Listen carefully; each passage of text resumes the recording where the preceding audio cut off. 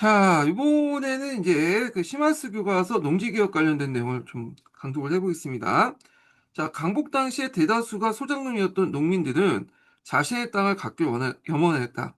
자, 이에 농지개혁에는 요구가 끊임없이 일어나자 미군정이 1948년에 자신들이 관리했던 기속 농지를 농민들 유상으로 매각했다. 자, 여기에서 이제 있고, 자, 국회는 농민 생활의 향상과 국민 경제 발달을 위해서 농지개혁법을 제정했다. 자, 여기에서 이제 포면적인 목적이 있죠. 예, 있고. 자, 그래서 이제 이 농지 개혁에 관련된 내용이 이제 여기 주로 표시되어 있는데, 소유자가 직접 경작하지 않는 농토에 한해서 정부가 5년 한도 보상 조건으로 사들여 농민들에게 분배해주고 이들에게 5년 동안 농산물을 산화하게 한 제도다. 이렇게 했는데, 소유자가 직접 경작하지 않는 농토가 뭘까요? 예, 요거의 단서를 이제 좀 면밀히 보시면 될 것 같은데, 자, 일단 지주주가 있죠. 지주가 있는데 지주도 땅의 크기에 따라서 이제 대지주가 있고 중소지주가 있고 그다음에 뭐 소지주가 있겠죠. 그래서 이런 이제 지주들 있는데 그중에 이제 뭐 중소지주나 소지주들은 자기가 토지한 경장의 땅이 있겠죠. 예, 자기가 이제 직접 경작해서 이제 한 사람도 있고 물론 일부 그렇게 이제 또 주는 사람도 있겠죠. 소작을 주는 사람. 예. 그래서 있는데 대부분 대지주들은 자기가 직접 경작하지 않죠. 큰 그 토지 갖고 있는데 그걸 어떻게 가지고 경작하겠어요? 그리고 또 쌓아놓은 부가 있으니까. 그러니까 주로 이제 대지주를 타겟으로 했다는 걸 이제 볼 수가 있는 거예요, 여기에서요. 예. 자, 그래서 이제 농지개혁의 농지 소유 상황서인 삼정부를 적용하는 농지를 국가가 이제 유상무수, 유상 분배하는 방식으로 했고, 그러나 재정이 부족했던 정부는 지주에게 지가증권을 지급했고요. 그리고 농지를 이제 분배받은 그 뭐냐면 농민들 매년 일정 기간 5년 동안 갚아야 된다. 5년 분할 상환이네요. 제가 아까 25년인가 그랬죠. 예, 잘못만 했어요. 그러니까 기억나고 5년이야. 그래서 앞에서 말한 것처럼 1.5배를 뭐냐면 지가로 계산해 갖고 하고 요걸 이제 5년 분할 상환. 음. 여기 정리를 해 주시면 될 것 같아요. 아까 제 20년인가 25년인가 저도 잠깐 착각했는데 요거 보니까 5년이었어. 그래서 이렇게 이제 보시면 될 것 같고요. 그래서 여기에서 지가는 이제 지가증권 이제 지급해서 이제 땅을 이제 대가를 주고 대신에 정부가 뭐냐면 이렇게 받아가지고 소구권을 행사한다고 하죠. 예. 그래서 원리금을 이제 나중에 받는 건데 이걸 계속 유지하기 어려우니까 생각해야 될 거 아니에요. 그러니까 지가증권을 빨리 파는 과정에서 채권 가격이 떨어졌다. 예, 값싸게 그래서 산업자본과 상업자본으로 넘어갔다. 이렇게 이제 기억을 해두시면 되겠습니다. 자, 그 다음에 농지개혁은 1950년 3월에 개정된 법을 바탕으로 실시했다. 그다음에 6.25 전쟁의 발발과 그 다음에 한동안 중단됐다가 전쟁이 끝난 후에 완료되었다. 1957년에 가서 완료됐어요. 예. 그래서 한동안 중단됐다는데 여기 예전에 한번 기출문제 표에서 나와요. 1951년 말 정도에 다시 시작됐죠. 요 당시에는 이제 전쟁이 고지전 양상을 폈기 때문에 저쪽 북방에 있는 이제 그 후전선 부근에만 왔다 갔다 할 뿐이지 이제 하삼도나 그런 지역 같은 경우에는 전쟁의 이제 여파가 좀 더 됐거든요. 예. 제가 했던 그렇게 있고 자 동지개혁 실시 결과 소작의 면적이 줄어들고 자작 면적이 증가하여 정통적 지주 소작 관계가 붕괴됐고 이게 의죠. 근데 이제 한계도 있죠. 일부 지주는 농지개혁 시행 전에 농지를 미리 처분하고 실제 분배된 소작지는 전체 절반에 미치지 못했다. 그래서 앞에서 얘기한 것처럼 37% 정도밖에 안 됐다고 했죠. 예, 37%인가요? 네, 네, 수를 기억하는데 정확하게 못해가지고 이게 아까 몇 퍼센트지? 38%네요. 38%. 자, 38%에서 절반에 미치지 못했다는 거. 그리고 일부 농민은 분배받은 농지의 대금을 기한을 갚지 못해서 땅을 대파했고, 이런 대파한 농지들은 다시 이제 좀 여유가 있는 사람이 사들이면서 중농들이 형성돼, 분농들이 형성됐고, 이들이 또 일부가 소작지를 했지만 큰 그 농지 그 소유 관계를 볼 때는 그렇게 미비한 거예요. 그렇게 크진 않았어요. 예. 자, 그래서 이제 요 방식을 이제 이거 한번 읽어봤고요. 자, 그 다음에 여기 또 넘어가서 천재교과서를 좀 보겠습니다. 자, 강복 직후에 남한 농민의 절반 정도가 자신의 땅을 갖지 못한 어려운 생활을 하고 있었고 토지 문제 해결은 매우 귀중한 사회적 과제였다. 그래서 미군정은 동양 척식 주식회사가 일본인들 기속남 농지 농민에 매각하기도 했다. 그래서 그 당시 이제 신한공사를 이제 통해서 소유토를 관리했는데 그 당시 이제 그 미군정이 그 토지 개혁을 이제 그러니까 기속 농지를 바탕으로 한 개혁을 하는 과정에서 요 신한공사를 이름을 바꿨다고 했죠. 그래서 요거 외워두세요. 네, 미군정이 이름을 바뀐 어, 중앙토지행정청. 요거 외워두세요. 이거 예전에 시험 문제 나왔기 때문에 중요합니다. 그래서 요거 관련된 내용이 주 1710번에 있으니까 읽어보시고요. 자, 계속 읽어보겠습니다. 자, 본격적인 이제 농지 개혁은 대한민국 정부 수유에 있었다. 그래서 이제 경제 유전을 원칙에 따라 농지개혁법을 제정했고, 그다음 유상매수와 유상분배 방식으로 농지개혁을 했고요. 그다음에 농지 그 방법 개혁 관련된 내용이 있죠. 예, 그래서 있는데 지주도에게는 토지 상환금 대신에 현금 대신에 지가증권 일종의 채권을 지급했다. 이렇게 보시면 되겠습니다. 자, 근데 이제 여기에서 좀 의도가 나와 있는데 당시 재정이 부족했던 정부의 상황뿐만 아니라 지가증권을 받은 그 지주들이 산업가나 자본가로 이제 변하길 바라는 정부의 의도가 담겨져 있었다. 근데 실제로는 그게 잘 못 됐다는 거죠. 그래서 나중에 이제 원리금을 받고 그걸 목돈 삼아서 이게 뭐냐면 산업자본이나 상업자본을 이게 투입하는 그렇게 이제 하는 거죠. 자, 근데 안 됐어. 왜? 지주들이 이걸 이제 팔았죠. 그래서 자기 이제 돈이 없다 보니까 유동성의 부족이 일어날 거 아니에요. 그래서 팔아가지고 자금을 이제 그냥 미리 썼죠. 그러니까 이걸 받은 사람들이 산업자본가들이죠. 예. 그래서 지주여분이 그쪽으로 넘어갔다. 이렇게 보시면 되고요. 그 다음에 이제 정부가 취득한 농지를 농민에게 분배받고 5년 동안, 예, 제가 20년 동안 했는데 5년이에요. 그래서 했는데 계산 방법을 얘기했죠. 1.5배 한 해 생산량의 이제 뭐냐를 1로 볼 때 1.5배를 지가로 보고 이걸 5년 동안 분할 상환했다. 물론 이제 원리금도 있지만 원금도 있지만 이자도 있죠. 이걸 해가지고 했다. 이렇게 보시면 되겠습니다. 자, 그래서 농지개혁의 기존의 이제 지주소작제는 이제 뭐냐면 거의 사라졌고 농민들이 자신이 가진 자산용이었다. 그런데 이제 한계가 있죠. 뭐 이렇게 해서 농지개혁 단체 토지의 일부가 실시되었고 농지 대금상을 부담을 느낀 농민들은 분배받은 땅을 다시 대파 소작농이 됐고 6.25 전쟁 때 경제 혼란이자 집가 전개 떨어져서 정부의 의도와 달리 자본가로 지준 수수의 전환 그러니까 수가 적었고 대신에 이제 산업자본가, 상업자본가들이 그것을 이제 토지 자본을 통합했다. 이렇게 보시면 되겠습니다. 자, 그래서 이렇게 있고 거기 보시면 알겠지만 농지개혁 실시 전후와 이제 자작지, 소작지 형태 보다 보면 이미 이제 뭐냐면 농지개혁 실시 이후인 에서 1952년 자작지가 늘고 소작지가 줄은 거를 볼 수 있죠. 물론 이전부터 계속 줄었던 거고. 자, 그래서 이렇게 해서 이제 한번 바꿔요. 그다음 해당 교과서 좀 보겠습니다. 자, 여기 보면 이제 북한의 토지 개혁과 남한의 토지 개혁이 이제 이렇게 연결시켜서 이제 좀 얘기를 했거든요. 자, 보면요. 자, 그 당시 이제 강복 당시에 남한 주민의 절대다수가 농민이었고요. 신민지 지주제. 신민지 지주제 예전에 얘기했죠. 이 지주를 일종의 신민지 지배의 말다운 삼는 것이 신민지 지주인데, 토지조사 사업과 그 다음에 또 뭐야? 산미직식계. 이걸 통해서 이게 형성됐던 게 신민지 지주제죠. 그러다가 이제 북한이 1946년 북조선 임시인민회가 토지개혁을 실시하자 미군, 미군정도 농민의 요구를 외면할 수 없었다. 그렇지만 이제 미군정이 토지개혁을 하려니까 지주세력들 반대. 예전에 기출문제 나온 건데 한민당 세력들 반대가 너무 심했어. 그래서 신한공사의 소유의 농지를 농민들에게 유상으로 매각했다.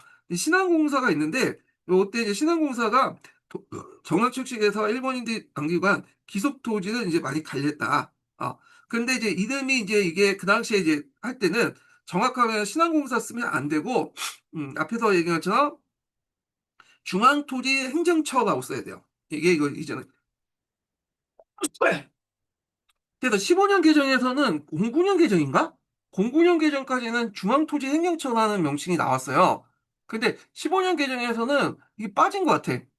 그냥 신한공사 퉁치고 있는데, 엄밀히 말하면 이제 뭐냐면, 여기 그 중앙토지행정처에서 기속노지를 처분했다. 요거 한번 읽어볼게요. 각자 읽어보다 그냥 읽는 게 낫겠네요. 예.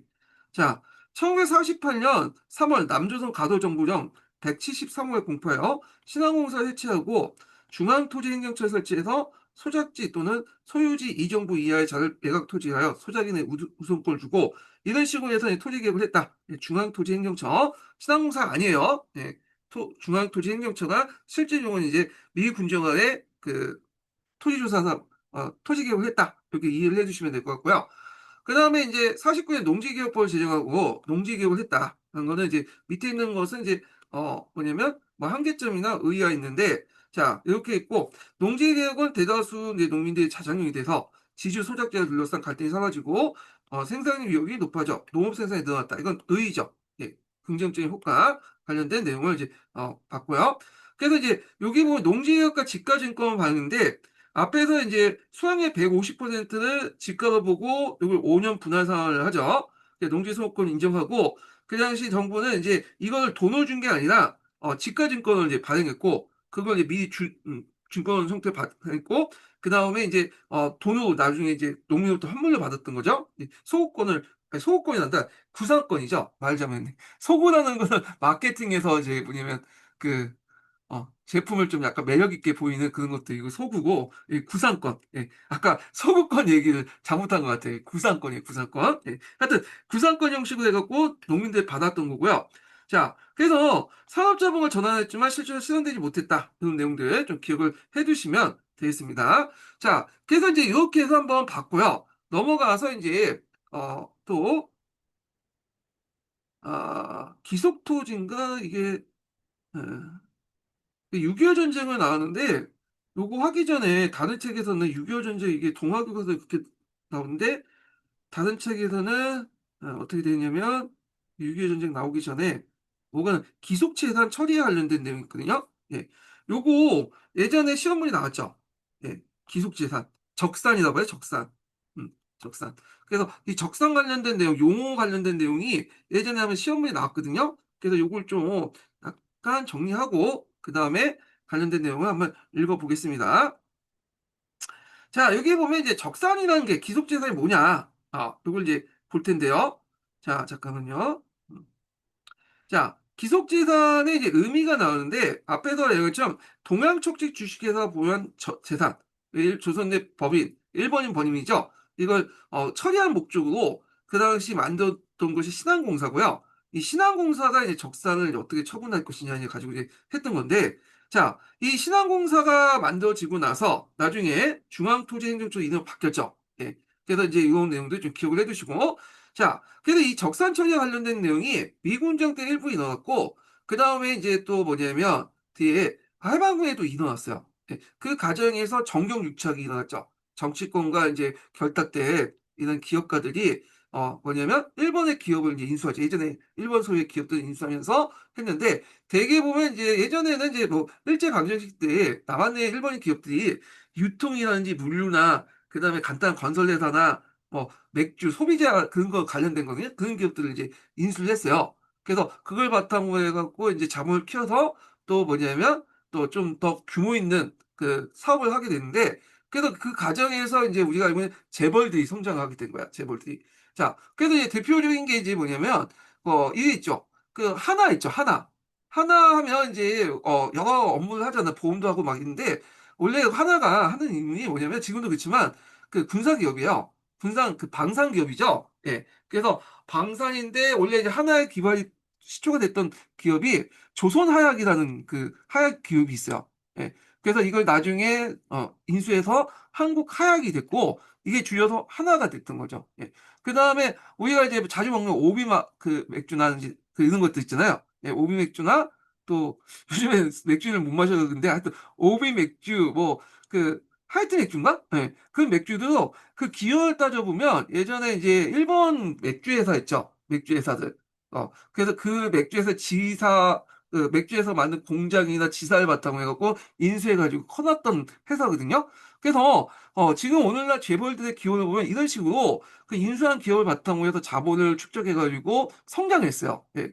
근데 좀 예외는 있어. 현대 같은 경우에는 하나하나 한 땀 한 땀 해갖고 만들어진 회사들이 많거든요. 예. 좀 예외가 있긴 있는데, 대부분 이런 식으로 이제 성장을 했기 때문에 상당히 적산 처분은 상당히 중요한 그 문제였죠. 그 당시. 하여튼 기속재산이라는 말 자체가 예전에 17년 기출문에 나왔다는 걸 좀 기억을 해두시고요. 자, 그래서 이 기속재산 관련된 내용은 이제 여기 있죠. 강복이 전 일본이 소유했다가 강복의 미군주로 소유 넘어간 농지, 주택, 기업, 토지 등등등을 얘기한다. 그래서 신한공사가 관리했다. 그리고 다시 일부가 이제 뭐냐면 정부가 나중에 대한민국 정부로 넘어갔다. 이렇게 보시면 될 것 같고요. 자, 앞에서는 토지와 관련된 내용을 했잖아요. 근데 여기에는 기업과 관련된 내용 볼게요. 자, 기업체 같은 경우는 이제 많이 이제 되는데, 그 당시에 이제 미군주에 어떤 정책을 했냐면, 노동자가 이제 와서 공동 관리하겠다고 이제 요구했는데 거부했어. 사회주의가 확산될 수 있고, 그러니까 기업체가 이제 노동자 소유도 하면 안 된다. 그래 놓고는 이제 뭐냐면, 따로 그 뭐냐면, 관리인을 뒀어요. 관리인들. 근데 이 관리인들은 어떤 사람들이겠어요? 주로 이제 힘 있는 정치가들 아니면 이제 지주 출신이나 기업가들, 예전에 친일 기업가들 있잖아요. 그 다음에 이제 하여튼 뭐 이렇게 해갖고 주로 상업자본이나 산업자본가들이 관리를 했거든요. 예. 그러다가 이제 나중에 이걸 부담받았죠. 어차피 이제 관리를 했으니까 너희들이 이제 잘 알 거 아니냐 하면서 넘겨준 거야. 그리고 이제 이승만 정부 때도 이런 식으로 넘겨주거나 아니면 또 정경 유치원을 또 넘겨주고. 그래서 이런 걸 통해서 이제 많은 기업들이 이제 산업자본거나 산업자본들이 이제 넘어갔고, 그래서 이걸 바탕으로 해서 재벌이 선정됐다. 이렇게 지금 기억을 해두시면 되겠습니다. 자, 그래서 그 관련된 내용이 그 밑에 있는데 한번 보시면 되고요. 그 넘겨줄 때 본값 쳐가지고 넘겨준 게 아니라 아주 값싸게 넘겨줬죠. 예. 그래서 이거 뭐 미 군정 때도 그렇고, 그래서 나중에 이제 우리나라 정부가 들어섰을 때도 그렇다. 이렇게 이제 보시면 돼요. 그래서 정부는 이제 이렇게 넘겨줄 때, 그 당시 이제 정경 유착을 통해서 많은 또 정치 자금도 받고, 이게 또 부패 온상이 됐어요. 그래서 이승만 정부 때 이제 뭐냐면, 그 사업하는 사람들은 정경 유착은 필수였어요. 왜냐면 자기 사업을 늘리기 위해서. 그래서 나중에 이제 이런 그 이승만 정권 때 정경 유착 과정에 정치 자금이 들어오면서 또 독재 정권을 이제 강화시켜 나갔잖아요. 그 이게 나중에 문제가 돼갖고 이들 처벌하자는 이제 목소리가 등장하게 돼요. 나중에 이승만 정권이 무너지고 나서 요건 나중에 좀 다시 얘기를 해보겠습니다. 자, 그래서 이제 기속기업체 불안은 그 당시 미군 정기 때 시작됐으나 1948년 정부가 수입되면서 본격화되었다. 그래서 대규모 기업체는 대부분 기존의 관리인들, 임차인들. 그러니까 이제 미 군정 시기 때 이제 관리했던 사람들 있죠. 좀 돈이 있고 힘이 있고 그런 사람들. 예. 그다음에 정치적 배경을 자에게 이제 우선 있고 정치적 배경이라는 건 정경 육착이라고 얘기한 거예요. 자, 분화 가격은 시가의 4분의 1, 5분의 1 정도였고 상환 기간이 또 길었어. 15년이면 상당히 길죠. 그래서 또 인플레이션이 감안하면 실제 부가 가격이 아주 낮았다고 이제 볼 수 있다. 이렇게 이제 보시면 되겠습니다. 자, 그래서 요 내용들이 있고요. 그 다음에 이제 관련된 내용을 한번 보겠습니다.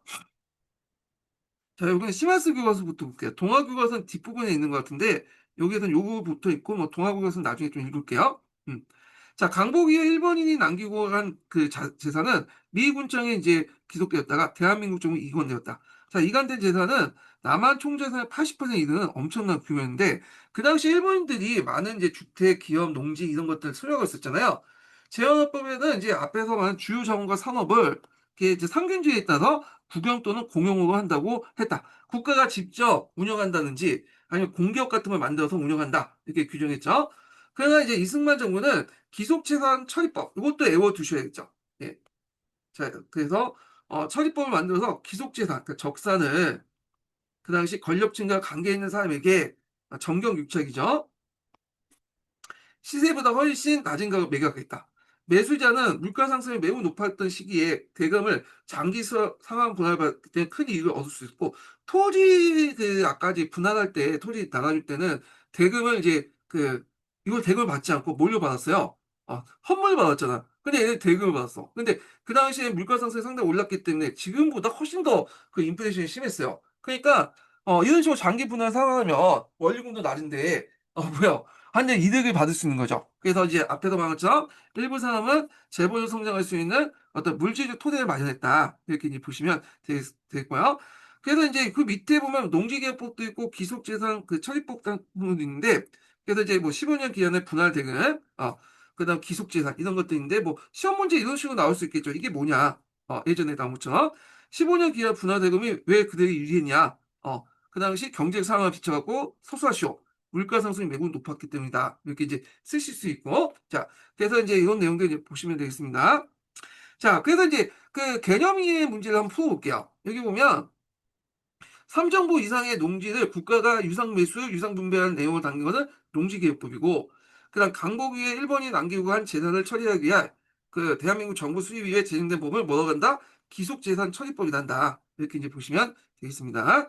자, 그 다음에 이제 이렇게 있고 뒤에 넘어가서 뭐 재헌헌법 전문도 있고, 그다음 아까 치면 이제 읽었던 거죠. 예.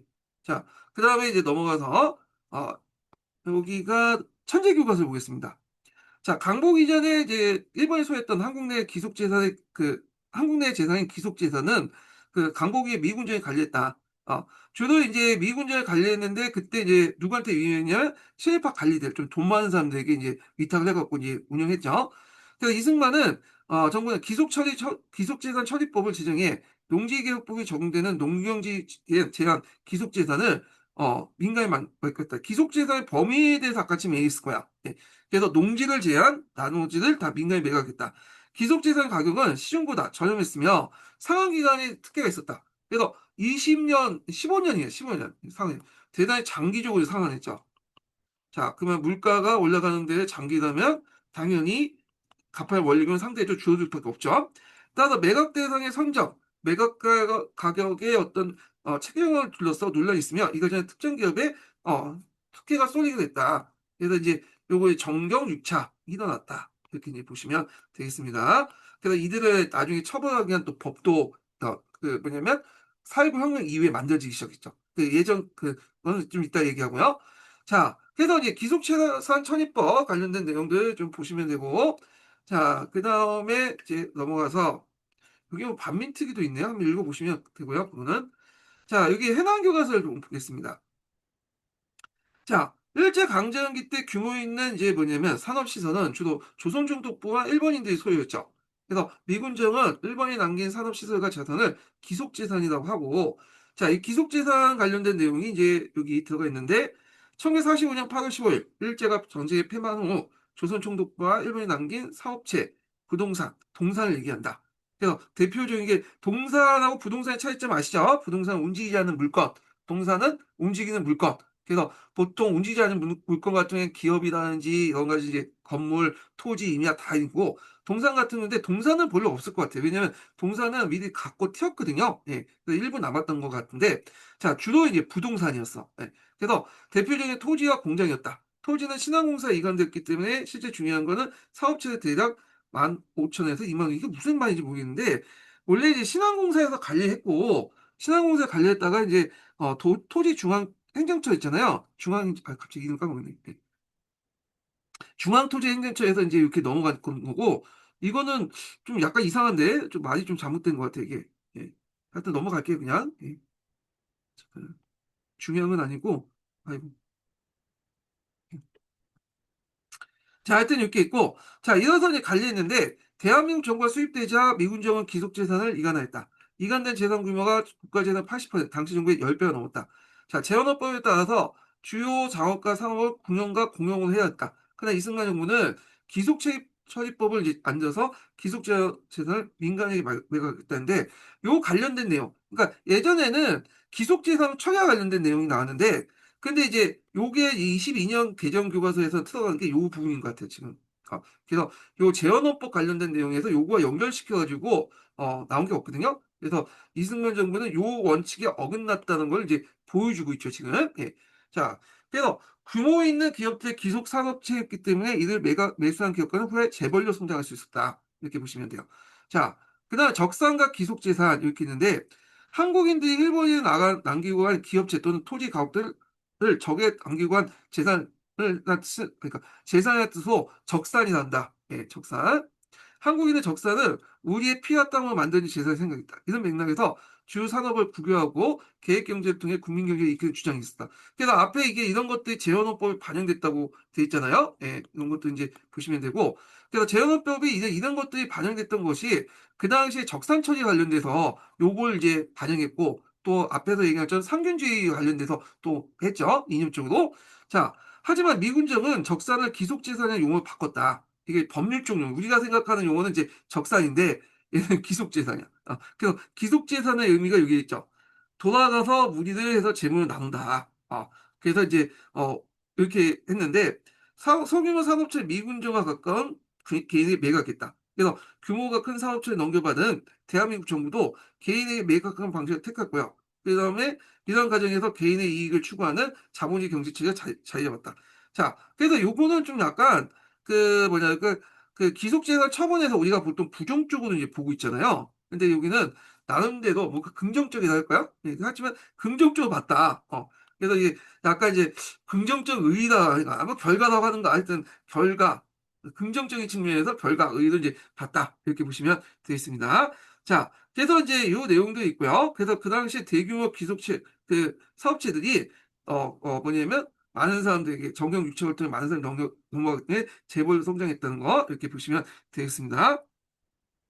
자, 그래서 이제 그 옆에 보면 기업 등록을 이제 기속 사업체 비중이 나와 있죠. 그러니까 뭐냐면 기업처럼 이렇게 백인의 대기업처럼 기속 사업체가 많았던 이유가 뭐냐면 되게 일본인들이 일제강점기 때 대규모 사업을 했잖아요. 그래서 예전에도 얘기했지만 일제강점기 때 이제 산업 구조를 보면 되게 대규모 이제 사업 같은 것들은 일본인들이 하고 되게 조그만 이제 소기업들은 한국인들이 운영했잖아요. 이런 것들이 이제 여기 기속재산 관련된 기속기업과 관련된 내용에서 이제 볼 수가 있죠. 이 기속 사업체가 가네요. 네. 그래서 이제 있고, 근데 제가 이제 여기에서 약간의 의문점이 있어. 이게서 적산과 기속재산을 이렇게 설명을 했고, 적산을 왜 그 미군정이 기속재산을 이렇게 이거 바뀌었는가? 그럼 뭔가 이유가 있을 텐데 여기는 구체적으로 설명을 안 해놨네요. 이렇게 그걸 해놓고 좀 설명 좀 해주시지. 예. 그래서 뭔가 어디 논문에서 그걸 발췌했는지 하여튼 그렇게 했는데 좀 친절하지 못한 것 같아. 그래서 잠깐 제 궁금증이 갑자기 들어가지고 한번 좀 물어보겠습니다. 일제강점기 때 일본인이 남기는 재산을 적산이라고 하잖아. 근데 왜 미군정은 적산이라는 용어 대신에 기속재산이라는 용어를 사용한 거야?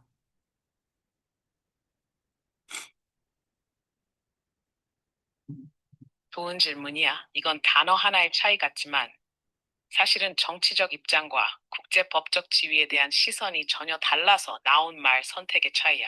하나씩 풀어볼게. 자, 적산이라는 말은 한자로 보면 적국 뒷고의 재산, 즉 적의 재산이라는 뜻이야. 한국 입장에서 보면 일제강점기가 끝난 직후 일본은 우리를 침략하고 점령했던 적국이니까 일본인들이 한국에 남기고 간 재산을 적산이라고 부르는 건 당연하게 느껴졌지.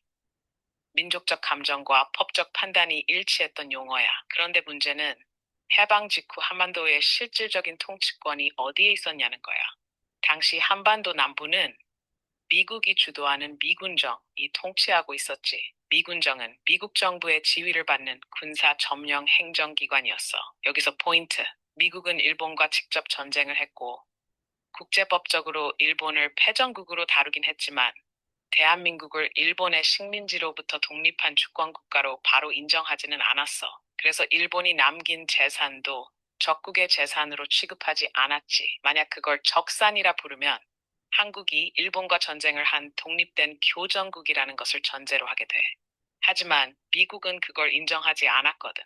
그래서 미군정은 적산 대신에 기속재산, 영어로는 vested property라는 용어를 썼어. 이 말은 무슨 뜻이냐면 전쟁을 통해 연합군의 소유로 기속된 재산이라는 의미야. 즉, 일본인의 소유였지만 연합군 최고사령부의 권한하에 기속된 재산이란 뜻이지. 쉽게 비유하자면 한국은 원래 주인이었던 집을 되찾았다고 생각하고 도둑놈이 남긴 물건이라고 말하는 거고, 미국은 그 집을 임시로 관리하는 부동산 관리인처럼 원래 소유주가 떠난 뒤 내가 관리하게 된 자산이라고 표현한 셈이야. 즉, 적산은 민족적이고 감정적인 용어, 기속재산은 국제법적으로 중립적이고 행정적인 용어였던 거지. 여기까지 이해됐어?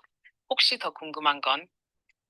잘 들으셨죠? 설명 되게 잘했네. 그래서 적산과 기속재산이 똑같은 것을 지칭하겠지만 그 거기는 함의가 다른 거죠. 그래서 한국인들이 적산이라는 것은 내가 지금 가지고 있는 걸 뺏긴 것을 다시 찾는다. 저부터 그런 의미지만 미국인들이 볼 때는 이제 이렇게 인정을 할 경우에, 적산의 용어를 인정할 경우에 한국인들이 일본인과 동등하게 참여했던 동맹국으로서 인정을 하는 거잖아요. 근데 그것은 아니고 인정하지 못하겠죠. 그러니까 내가 이제 이겼기 때문에 승전국이 일본인 재산을 이제 관리한다, 이런 의미에서 기속 재산이 있는 거예요. 그래서 상당히 정치적 함의가 담겨져 있다, 이렇게 보시면 돼요. 그래서 요런 걸 좀 설명을 해주고 넘어갔어야 했는데, 여기에서 그냥 한국인들이 적사했다가 얘네들 미군정 기속재산으로 바뀌었다, 요것만 딱 하고 하니까 맥락이 갑자기 이렇게 사라진 것 같죠? 예. 아마 제 생각에는 이제 초안에는 여기 맥락이 좀 들어가 있다가 보니까 너무 많다 해가지고 빠진 것 같긴 한데, 이게 좀 그래요. 좀 아쉽긴 해요. 예. 자, 그래서 제가 앞에서 좀 이제 얘기를 했는데, 이렇게 공부하실 때 챗GPT 관련된 내용이 이제 있죠, 지금. 이것도 이용을 하시는 것도 정리하기 되게 좋을 것 같아요, 이야기가. 예. 빠지면 뭔가 이해는 뭔가는 느낌이 오는데, 정확히 이게 뭐와 관련된 건지 굳이 사실 모를 때가 있거든요. 예. 그래서 이런 것들을 좀 보고 넘어가시면, 물론 시험에는 안 나오겠지만, 배경 지식이 많은 만수록 내가 암기량이 점점, 암기할 게 점점 구조화되고, 이렇게 이제 하면 오래 기억이 남게 돼요. 그런 것들이 이제 시험에 큰 도움이 될 테니까 이렇게 이제 파악을 해두시고요. 자, 그 다음에 이제 거기 뭐 한국과 세계 과거사 청상 해가지고 있는데, 뭐 이거 한번 각자 보시고요. 뭐 여기 보면 뭐 재판도 있는데 한번 그냥 보시면 될 것 같아요. 예. 그 다음에 일본의 잔재 해가지고 이렇게 있는데, 여기 되게 많네요. 그래서 학교 상징물 속에 일본 잔재도 있고, 그 다음에 반장 부반장, 맞아. 내 예전까지는 반장 부반장이라는 말을 썼거든요. 근데 최근에 학교에서 회장 부회장이라고 쓰더라고요. 예. 근데 반장 부반장이 일제 강점기 때 사용했던 용어대요. 그래가지고 이렇게 했는데, 저도 이게 뜯어 고쳐야 될 것 같아요. 저도 입이 이게 그 뭐냐면 그 익숙해져 반장 부반장 이렇게 했는데, 보니까 이거 이제 일제 강점기 때 사용했기 때문에 회장 부회장 이렇게 요즘에 했고, 그 다음에 뭐 결석계, 후학계, 이런 것도 이제 다 일본 잔재라고 하더라고요. 예. 그래갖고 저도 처음 알았어요, 여기. 예. 그래서 한번 읽어보세요. 시험 볼 때는 이제 나오지 않겠지만, 한번 보는 것도 좋죠. 그래서 이거 좀 기억을 해주시면 될 것 같고. 자, 그 다음에 이제 이렇게 했고 넘어가서, 자, 뭘 보냐면, 6.25 전쟁을 보겠습니다. 6.25 전쟁. 이제, 여기 보면 좀 있는데, 6.25 전쟁 관련된 내용은 제가 한 문제 나올 것 같은데, 의외로 시험 문제 안 나와. 어, 아주 특이해, 이게. 6.25 전쟁이 그렇게 중요한데 왜 안 나오는지 잘 모르겠는데, 시험 문제 안 나오거든요? 예, 근데, 수능이라든지 그런 데서는 언급돼 있죠? 그 다음에 이제 한능금에나 그런 데서도, 좀 자주 언급 나오기 때문에 언젠간 한번 나올 것 같은 느낌이 들어요. 6.25 전쟁을. 예.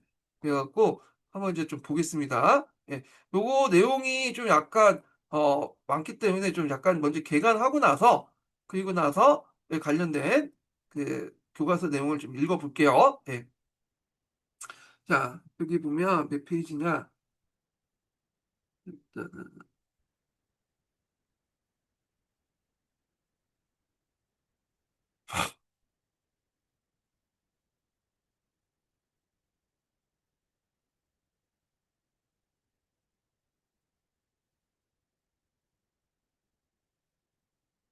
자, 6.25 전쟁에서 이제 보면 이제 배경, 뭐 국내 배경 있고 인데 있는데, 자, 일단 남한에서 보면 그 앞에서 이제 군배 반란이 있었죠. 여순 순천 사건 등등 있잖아요. 거기에다가 이제 6.25 전쟁 직전에 2대 국회의원 선거에서 한민당과 이승만 계열이 더 참전을 하죠. 그래서 그 당시 혁신계통의 사람들이 대거 참여하면서 상당히 야당이 이제 여소야대 같은 국회 상황이 만들어졌고요. 그 다음에 이승만이 툭하면 북진 통일론을 제시했다. 그래갖고 이제 뭐 점심은 평양에서 먹고 저기 저녁은 신의주에서 먹는 그런 말고 안 되는 그런 것들인데, 이것이 북한에 자극이 있었다, 줬다. 북한에서는 이제 북한의 군사력 강화. 그래서 북한은 이미 정부가 공식 만들기 전부터 북한군이 만들어졌죠. 그리고 5만 명 정도의 또 이렇게 부대, 그 연안 쪽에 일을 했던 8.6군 부대 조선인 병사들 또 받아들였잖아요. 예. 그리고 거기다 소련이 대규모 또 원조도 했고, 자, 등등 했고, 자, 이런 등등해서 조선우영군 편입, 그 다음에 소련의 어떤 경제 구조 지원, 그 다음에 박헌영 같은 이제 권력 투쟁이 심화되면서 외부의 분출 필요성, 그리고 김일성의 남진 무력 통일론, 뭐 등등등 이렇게 있고, 자, 이런 배경 아래 그 당시 38도선을 기준으로 해가지고 그 당시 무력 충돌이 빈발했죠. 예. 그래서 이제 왜 빈발했냐면 이게 그럴 때 지금처럼 이게 38도선의 어떤 그 뭐냐면 정확한 그 선을 긋지 못했어요. 그 당시 뭐 인공위성이 있었던 것도 아니고 대략 이렇게 컸거든요. 그러니까 어떤 문제점이 나냐면 38도선 이북 땅에 우리 땅이 있었고 38도선 이남쪽에 저기 땅이 있었어. 북한 땅이. 그러니까 개성이나 그 당시 특히 웅진반도 일대에서 요런 그 약간 국경 분쟁지 같은 데서 계속 전투가 소규모 전투가 이루어졌다. 이렇게 이제 보시면 되고요. 자, 그리고 그 당시에 또 그 여수 순천 사건 때 이제 피했던 예, 그 도망쳤던 이제 군인들이나 이런 사람들이 이제 빨치산 활동을 했었잖아요. 유격대 활동. 예, 이런 것도 있고 국제적으로 볼 때 이제 뭐냐면 중국의 대륙화 뭐 H9이 되게 중요했죠. 태평양 지역 방위선에서 한반도 대만을 제외시키면서 김일성이나 그 당시 스탈린이나 그 사람들에게 잘못된 메시지를 줬죠. 그래서 이제 더 이상 우리가 이제 공격을 해보면 북한이 공격하면 미군이 도와주지 않겠다는 뭐 어떤 잘못된 메시지를 전달해 줬다. 거기에다가 김일성은 계속 이제 스탈린이 가서 이제 징징댔죠. 좀 도와달라고. 소련의 골고루 지지를 받게 됐다. 이렇게 이제 보시면 돼요. 그래서 이 관련된 내용들이 그 지금 대문서 다 공개가 됐어요. 원래 비밀 문서였는데 공개가 됐죠. 예. 그래갖고 예전에 김영삼 대통령이 그 이제 소련 망하고 러시아 공화국 때죠. 러시아 공화국 엘친에 이제 찾아가는데 엘친이 선물로 그 예전에 6.25 전쟁 때 그 극비 문서도 있죠. 이걸 이제 줬어. 그래서 다 밝혀진 거야. 김일성이 스탈린에 가서 징징대고 김일성이 어떤 계기가 돼 뭐냐면 6.25 전쟁을 실시했는지 그 소련이 겉으로는 도와준 척 안 했지만 실제로 많이 개입을 했죠. 무기도 많이 갖다 주고 그 다음에 군사 고문단을 파견해서 그 뭐냐 우리나라 공격할 때 작전 계획은 다 그 소련 공산당이 다 뭐냐면 만들어가지고 지시를 내렸던 거예요. 예, 이런 것들이 다 문서에 남아 있어요 지금. 예, 그래서 예전에는 막 여러 가지 견해가 있었죠. 이 문서가 공포되기 전에는 그래서 뭐 우리가 냉전을 바라보는 관점에서 뭐 정통주의, 신정주의, 특히 이제 뭐 대리전이다 이런 식으로 이제 보는 사람도 있고 그 다음에 이제 여기 브론스 커미스처럼 뭐 한국전쟁 기원해서 뭐 이렇게 신정통에 수정제 해가지고 이렇게 했는데 최근에는 그냥 뭐냐면 소련이 주도해서 아니 북한이 이제 그 주도해서 소련이 옆에 지원하는 방식으로 전쟁이 일어났다. 정확하게 말하면 정통주의 관점이 이제 대세라고 보시면 돼요. 그래서 예전에는 뭐 냉전과 6.25 전쟁을 바라보는 관점 해갖고 이렇게 했고 그 최근에 어떤 그 강사분께서 와서 뭐 대리전이다 이렇게 하신 분도 있고 아니, 그러니까 대리전이 아니라 저기 뭐야 그러니까 대리전, 그러니까 미국의 대리전 양상이다, 뭐 이렇게 한 거 있고, 뭐 잘못하신 분은 뭐 북침선을 주장하거나 아니면 그 후전선 부근에 잠깐 이제 전쟁 전에 약간 소규모전이 확대 발전했다는데 그건 아니죠. 소규모전은 그뿐이고 실제로 이미 이제 뭐냐면 뒤에서 일선권 부대를 주둔해서 본격적으로 공격해 들어온 거는 다른 문제잖아요. 예, 국지전하고 전면전 다른 건데 그걸 국지전 확대됐다는 식으로 해가지고 마치 그 침략 전쟁의 이유가 남한 측에 있거나 미국 측에 있거나 이렇게 설명하신 분들이 있더라고요. 예. 근데 이거는 좀 잘못된 것 같아요. 예. 그래서 제가 뭐 보수주의자고 해서 그런 게 아니라 팩트를 가지고 얘기하지 그런 식으로 역사의 왜곡까지 시키면 안 된다 그러거든요. 예. 있는 건 있는 그대로 이제 봐주셔야 될 것 같군요. 자, 하여튼 북한이 분명히 남침했고 거기에 소련이 직간접적으로 개입했다. 이게 이제 팩트예요. 이거는 엄연한 그 거죠. 그래서 제 북침선은 말도 안 되고 남침설이 주 내용이다. 이렇게 보시면 될 것 같고. 자, 그 밑에 북한의 잘못된 메시지를 줬던 그 분이 에치스 라인 볼게요. 거기 이제 있는데 교과서에도 많이 나오죠. 미국의 극동방에서는 알류산 열도는 이제 여기 알래스카가 있으면 여기 열도가 있어요. 여기가 일본 본토를 거쳐서 류쿠섬을 이어진다. 그래서 밤이선은 류쿠에서 필리핀 연결돼요. 요게 대만하고 한국이 제외시켰죠. 그래서 물론 이제 요걸 했다고 해서 전쟁이 터졌을 때 미국이 안 도와주겠다는 건 아니에요. 그런 말 한 적 없어요. 그렇지만 이 김일성과 스탈린은 요걸 잘못된 메시지를 그대로 받아들여갖고 미국이 앞으로 도와주지 않겠다 해가지고 쳐들어온 거죠. 그래서 이 강대국 특히 미국의 이런 이제 말 상당히 중요하죠. 상대국한테 잘못된 메시지를 전할 수 있기 때문에 신중히 했어야 되는데 이게 좀 아쉽죠. 자, 그 다음에 이제, 여기 보면 이제, 북한이 이제 통일 전에, 이제 전쟁 전에, 여러 가지 이제 평화 액션을 취했죠. 그래갖고 이제 전략 전술의 입장을 했는데, 남북한 국회를 통합해서 통일정부를 수립하자. 그래서 이렇게 해서 그 남한 민족주의자를 동요시키기 위한 혁신기를 동원한 정치 평화 공세였지만 정부가 그거 알고 어차피 이제 꼼수다 생각하고 거부를 했는데 자, 6.25 전쟁의 과정을 보겠습니다. 자, 6.25 전쟁의 과정을 4단계로 볼 수 있는데 여기에도 보시면 알겠지만 그 전쟁 1년 사이에 상당히 전선이 급격하게 변하죠.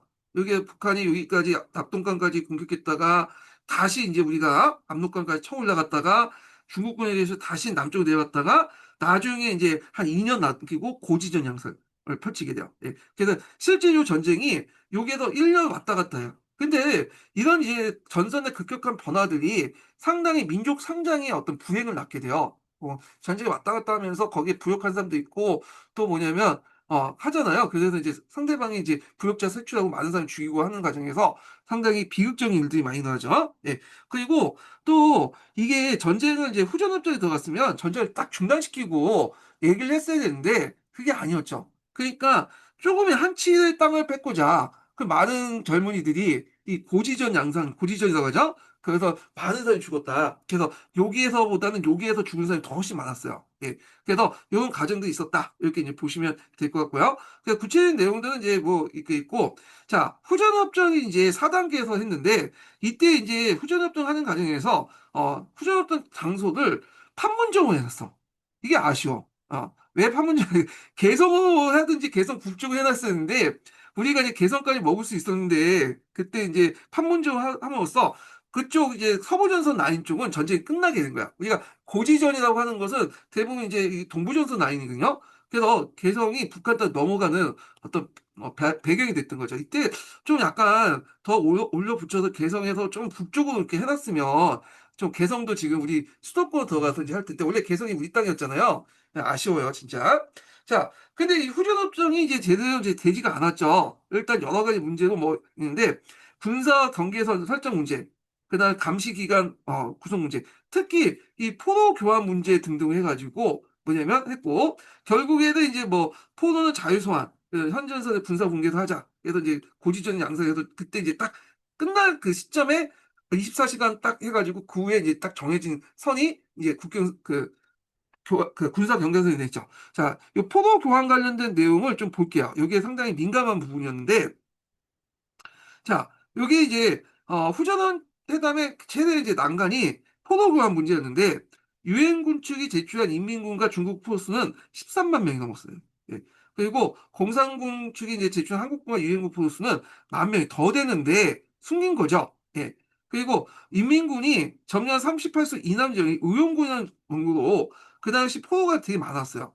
예. 그러니까 이 당시 이제 우리나라 그 중국 그 인민군 포로가 가지만 북한 출신의 인민군이 아니라 남한 출신 인민군이 많았고 그들 중 상당수가 원래 이제 뭐냐면 공산주의 시대였고 그리고 자기의 기반이 지금 남한에 있기 때문에 돌아가면 안 되잖아 북한에 생판 모으는 된 거예요.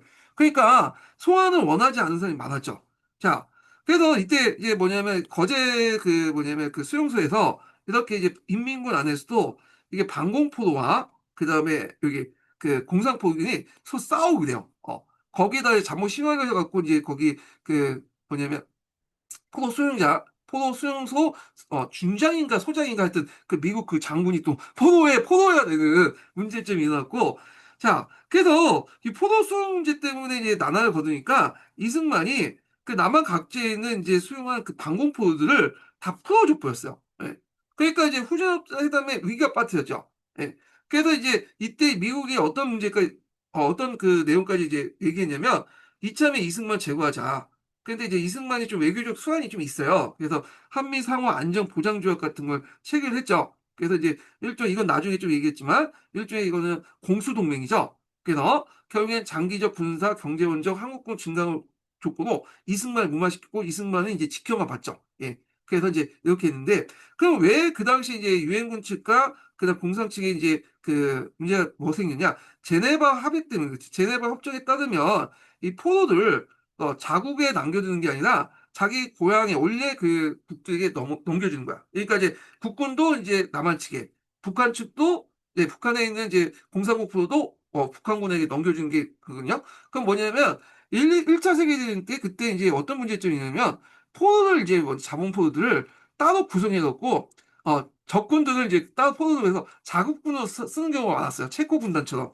그래서 이런 문제를 이제 좀 방지하기 위해서 이런 규정을 뒀는데 한국은 상당히 특수한 상황이잖아요. 민족 상장이잖아. 거기에다가 아까 지금 그 뭐냐 포로 중에 남한 포로도 많은데 북한에 돌려주면 제노비아 협정에 따라서 문제가 생긴 거 아니야. 그러니까 유엔 측에서는 이거 안 된다. 그래서 자유 그 뭐냐면 송환의 원칙, 자유의 판단에 따라서 남한이나 북한 또 제3국을 선택하도록 하자. 그래서 요거는 나중에 이제 옥신각신 하다가 결국에는 유엔군의 입장에 따라서 그게 뭐냐면 자유의지에 따라서 이제 판단해가지고 보내줬죠. 예. 그래서 이제 이렇게 좀 기억을 해두시면 되겠습니다. 자, 그래서 이제 이렇게 했고, 그리고 이제 전쟁이 끝난 후에 우리가 이제 알고 있는 그 뭐냐면 한미 상호 방위 협정 조약을 체결했죠. 이게 전쟁 끝난 뒤인가? 좀 있고 하여튼 이렇게 있고. 자, 그래서 한미 상호 안정 보호 조약을 이제 체결했다. 이렇게 보시면 되겠습니다. 그다음에 전쟁 중에 3대 사건이 있어. 국민보도연맹 사건, 앞에서 얘기했던 거고, 국민방위군 사건, 거창 양미학살 사건인데, 거창 양미학살 사건은 저희 여러분들 아실 테니까 이제 넘어가고, 국민방위군 사건은 왜 일어났냐면, 그 당시 이제 1.4.5 때 과정에서, 그 당시 다시 우리가 서울을 뺏겼잖아요. 그때 정부가 남하하는 과정에서 문제가 좀 뭐냐면, 이 젊은 사람들 어떻게 할 것이냐, 20, 30대 그 젊은 사람들 있죠?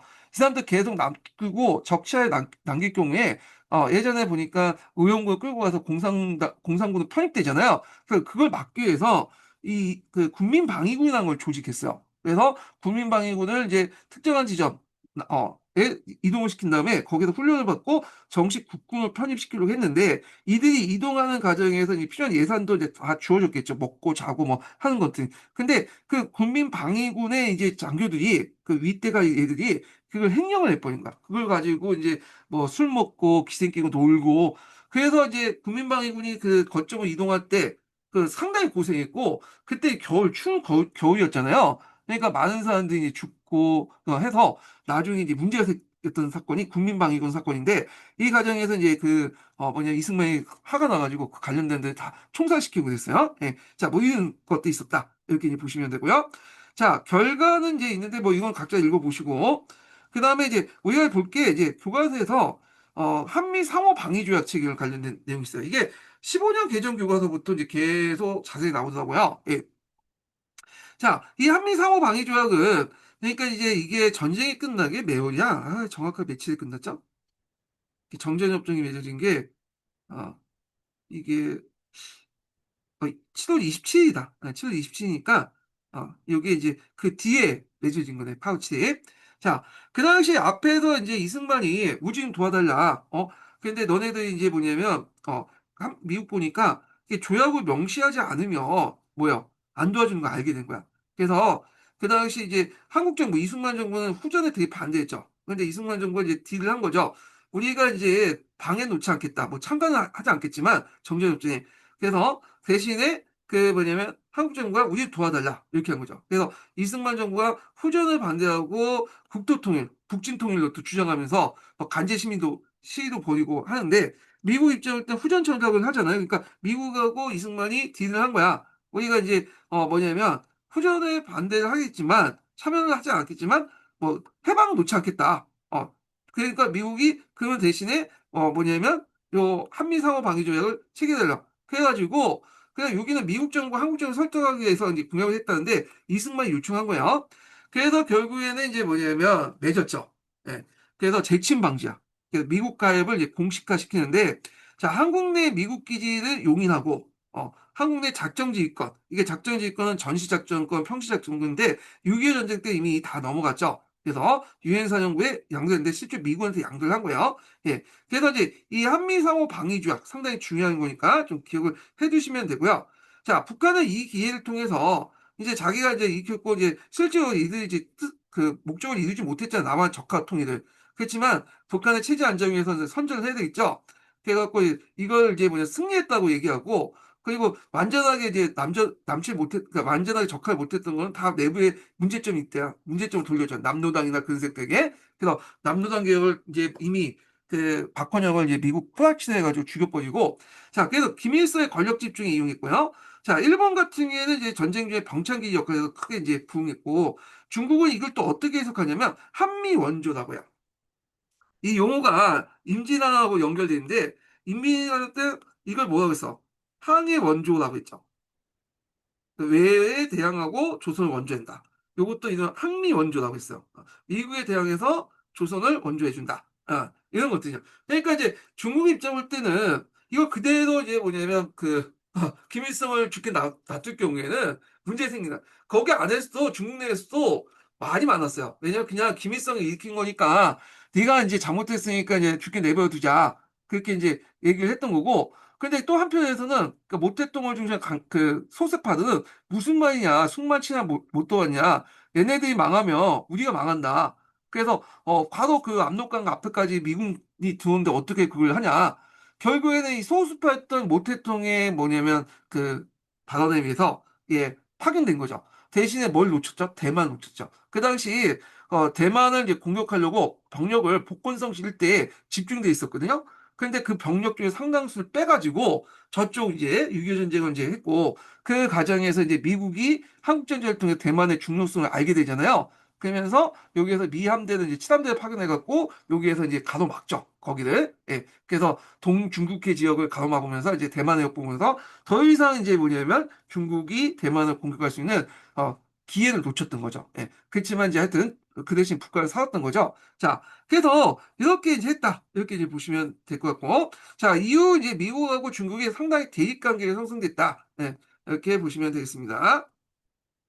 자, 그 다음에 이제 요거는 또 제네바 정치적이다 좀 나중에 얘기하고. 자, 그래서 이렇게 해서 한번 개관을 해봤고요. 그러면 이제 관련돼 가지고 한번 또 문제를 강도를 해보겠습니다. 네,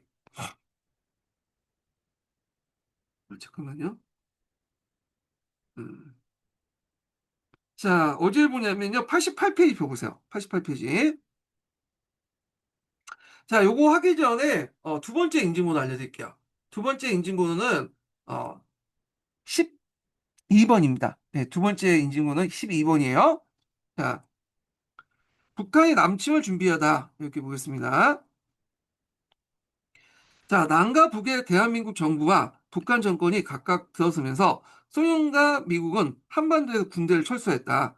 자, 하지만 2년간 체제를 달리했던 남북은 서로 비난하면서 38도선의 크고 작은 국지적 양상을 하겠죠. 아까 지금 얘기한 것처럼 저쪽 연백평야나 웅진이나 개성 일대에서 이런 충돌이 있었다는 거죠. 자, 북한은 소련과 중국의 군사 지원을 받고 그다음 국공내전에 참여했던 조선의용군을 편입해서 군사력을 강화했다. 그래서 그 당시 소련으로부터 상당히 군사적 지원을 받았죠. 그 중에 하나가 이제 탱크를 지원하죠. 전차를. 그래서 이제 우리가 T-34 파고를 지급했죠. 이게 2차 세계대전 때 되게 유명한 탱크죠. 그래서 거의 한 3만 대 정도 만들었다고 해요. 그래서 북한한테 무상 지급을 한 건 아니고 차관으로 지급해갖고 차관 형태 지급했어. 나중에 북한이 다 갚았다고 하는데 그걸 이제 돈으로 갚은 게 아니라 강물 자원이나 뭐 인력 등등 해갖고 갚았대요. 자, 그걸 한 200대 이제 확보했었는데 아쉽게도 이제 한국은 탱크가 없었죠. 탱크가. 왜냐면 그 당시 이제 그 이승만이 계속 북진 정책, 북진 통일론 떠들어대고 거기에다 이제 그 미국의 판단에서 올 때 한국 같은 경우에는 평야 지대가 산이 많기 때문에 평원전을 중심으로 한 탱크 필요 없다. 이렇게 생각을 해갖고 장갑차 몇 대만 준 거야. 몇십 대만. 그래서 이게 탱크 때문에 초반에 우리나라가 상당히 고생을 했어요. T-34 파워 때문에. 예. 자, 그 다음에 중국의 군사 지원을 받고요. 그 다음에 국共내전에 참여했던 조선인군 5만 명의 병력들이 이제 참여했죠. 그래서 주력이 됐고, 그래서 주로 이제 강원도 쪽을 공격했던 그 병력들이 요 병력들이야. 그리고 소련은 북한의 남침 계획을 동의했고, 그 다음에 군사고문단을 통해서 작전 계획이나 뭐 훈련도 다 시켰죠. 중국도 필요할 경우에는 참여하겠다. 근데 중국도 또 북한한테 뭐냐면 좀 도움도 받았어요. 왜냐면 국共내전 당시에 그 당시 이제 그 초창기 때는 그 공산당이 좀 불리했잖아요. 그때 이제 뭐냐면 북한에서 병력도 그 뭐야 식량도 보내주고 그 다음에 중국국 다친 사람들 호송해갖고 해서 후방에서 이제 북한 지금 후방이잖아. 거기에서 이제 여러 가지 치료도 해주고 다시 돌려보내고 그런 역할을 했거든요. 그래서 중국이 이제 뭐냐면 나중에 6.25 전쟁에 참여했던 이유도 자신의 어떤 전략적 위치, 지정학적 위치에 어떤 북한의 중요성도 있겠지만 과거에 그런 이제 은혜를 입었기 때문에 좀 보답 차원에서 참여한 것도 있다. 이렇게 보시면 되겠습니다. 자, 하여튼 한편 이무적 미국은 태평양 방위선에서 한반도와 타이완을 이제 제외하는 HS9을 공표했다. 자, 이에 이제 북한은 한반도에서 전쟁이 벌어져도 미국 개입하지 않을 것은 잘못된 메시지를 이제 보내줬죠. 자, 여기 이제 보시면 방위선을 이제 좀 보시면 이렇게 딱 볼 수가 있죠. 방위선에서 일본과 여기 필리핀을 연결하고 타이완하고 대한민국을 제외시켰어요. 예, 이게 HS9이죠. 예. 자, 그 다음에 이제 그 밑에 사료를 보면요. 자, 이게 이제 북한이 이제 공격할 때 소련은 마치 중립적인 것처럼 얘기하고 있거든요. 근데 실질적으로 스탈린이 뭐냐 개입한 건 다 알려진 사실이죠. 그래서 스탈린이 작전 계획 같은 거 다 짜주고 그랬단 말이에요. 예. 그래서 이제 이 스탈린 발언에서 이제 있고, 자, 그래서 이제 여기 보면 그 원래는 스탈린이 김일성의 남친 계획에 반대했지만 중화민국 철수, 중화인민공화국 수립, 소련의 원자탄 시험 이제 성공 위에 찬성하게 됐고 작전 계획에 관여하면서 다양한 지원했다. 이렇게 보시면 되겠습니다. 예. 자, 그래서 초반에 밀렸다가 이제 인천 상륙 작전을 통해서 이렇게 이제 그냥 다시 북진을 하게 되는데 우리나라가 이제 국군의 날이 있잖아요. 국군의 날. 예. 10월 1일이죠. 국군의 날. 이 국군의 왜 정했느냐? 여기 38도선은 이제 있는데 38도선을 올라가냐 마나가지고 그다음 잠깐 주춤 걸렸어요. 근데 한국의 그 1사단인가? 그 1사단이 뭐냐면 그 38도선을 돌파했죠. 예. 그래서 제가 한때 그걸 기준으로 해가지고 10월 1일 날을 국군의 날로 이렇게 정한 거죠. 예. 그래서 뭐 이렇게 있고 자, 그 다음에 그 밑에 보면 미국은 한반도를 미국의 태평양 방위선에 제한 에치슨을 선언했다. 에치슨 선언을 했다. 그리고 밑에 보면 이제 전쟁 전에 남북한 전력들 보면 진짜 우리나라가 이제 형편없었죠. 육군은 9만 명 정도 되고 북한은 17만이고 해군이나 공군 다 모자랐어. 예. 그래서 이 남한이 상당히 부족했다. 이렇게 보시면 되겠습니다. 예. 자, 그 다음에 넘어가서 6.25 전쟁에 발발하다. 이렇게 보겠습니다.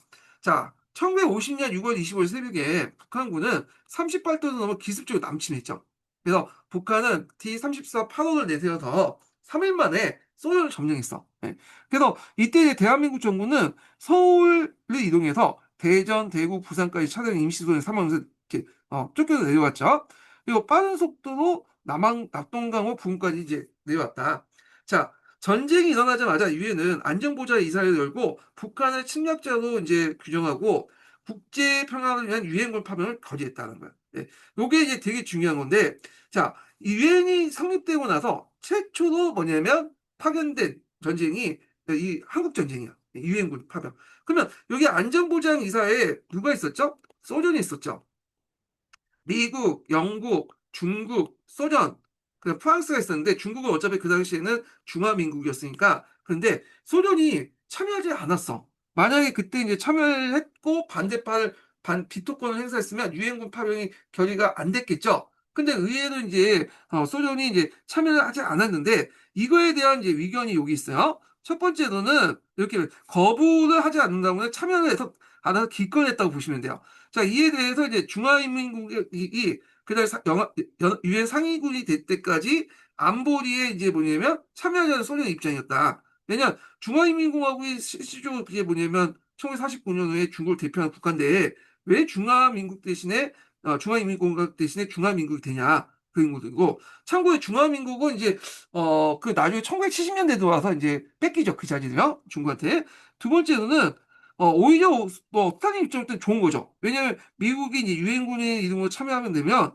그 당시에 이제 그 동아시아에 집중한 사이에 유럽의 세력을 확장하기 위한 수 있다. 이렇게 이제 볼 수가 있고 세 번째로는 만약에 내가 이렇게 참여해가지고 거부를 할 경우에는 대놓고 이제 뭐냐면 알려주는 거잖아. 북한의 남침을 지원한 사실을 공식이 인정하지 않기 위해서 그랬다. 세 가지 이유 때문에 그 당시 소련이 안전보좌 이사회를 참여하지 않아서 실로 기권했다고 이제 보시면 되겠습니다. 예.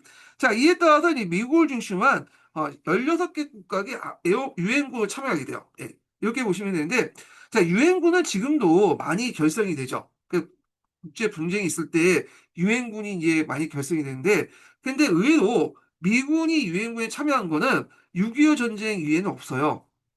왜 6.25 전쟁 이후에는 없냐? 미국 입장에 6.25 전쟁을 이제 겪다 보니까 이제 지휘권 행사에서 이 유엔군 사령부에 이제 그 항상 제동을 건단 말이야. 그래서 이런 등등 해갖고 미국이 이것 때문에 유엔군의 이름을 통해서 참전하지 않아. 다국적군을 형성해가지고 공격을 하든지 그렇게 하고, 자, 그래서 하여튼 이제, 그래서 유엔군으로서 미군이 참여한 거는 6.25 전쟁 외에는 없다. 전무후무하다. 6.25 전쟁 외에는. 예. 자, 국군과 유엔군은 인천 상륙작전으로 전세가 역전하고 서울 대치했죠.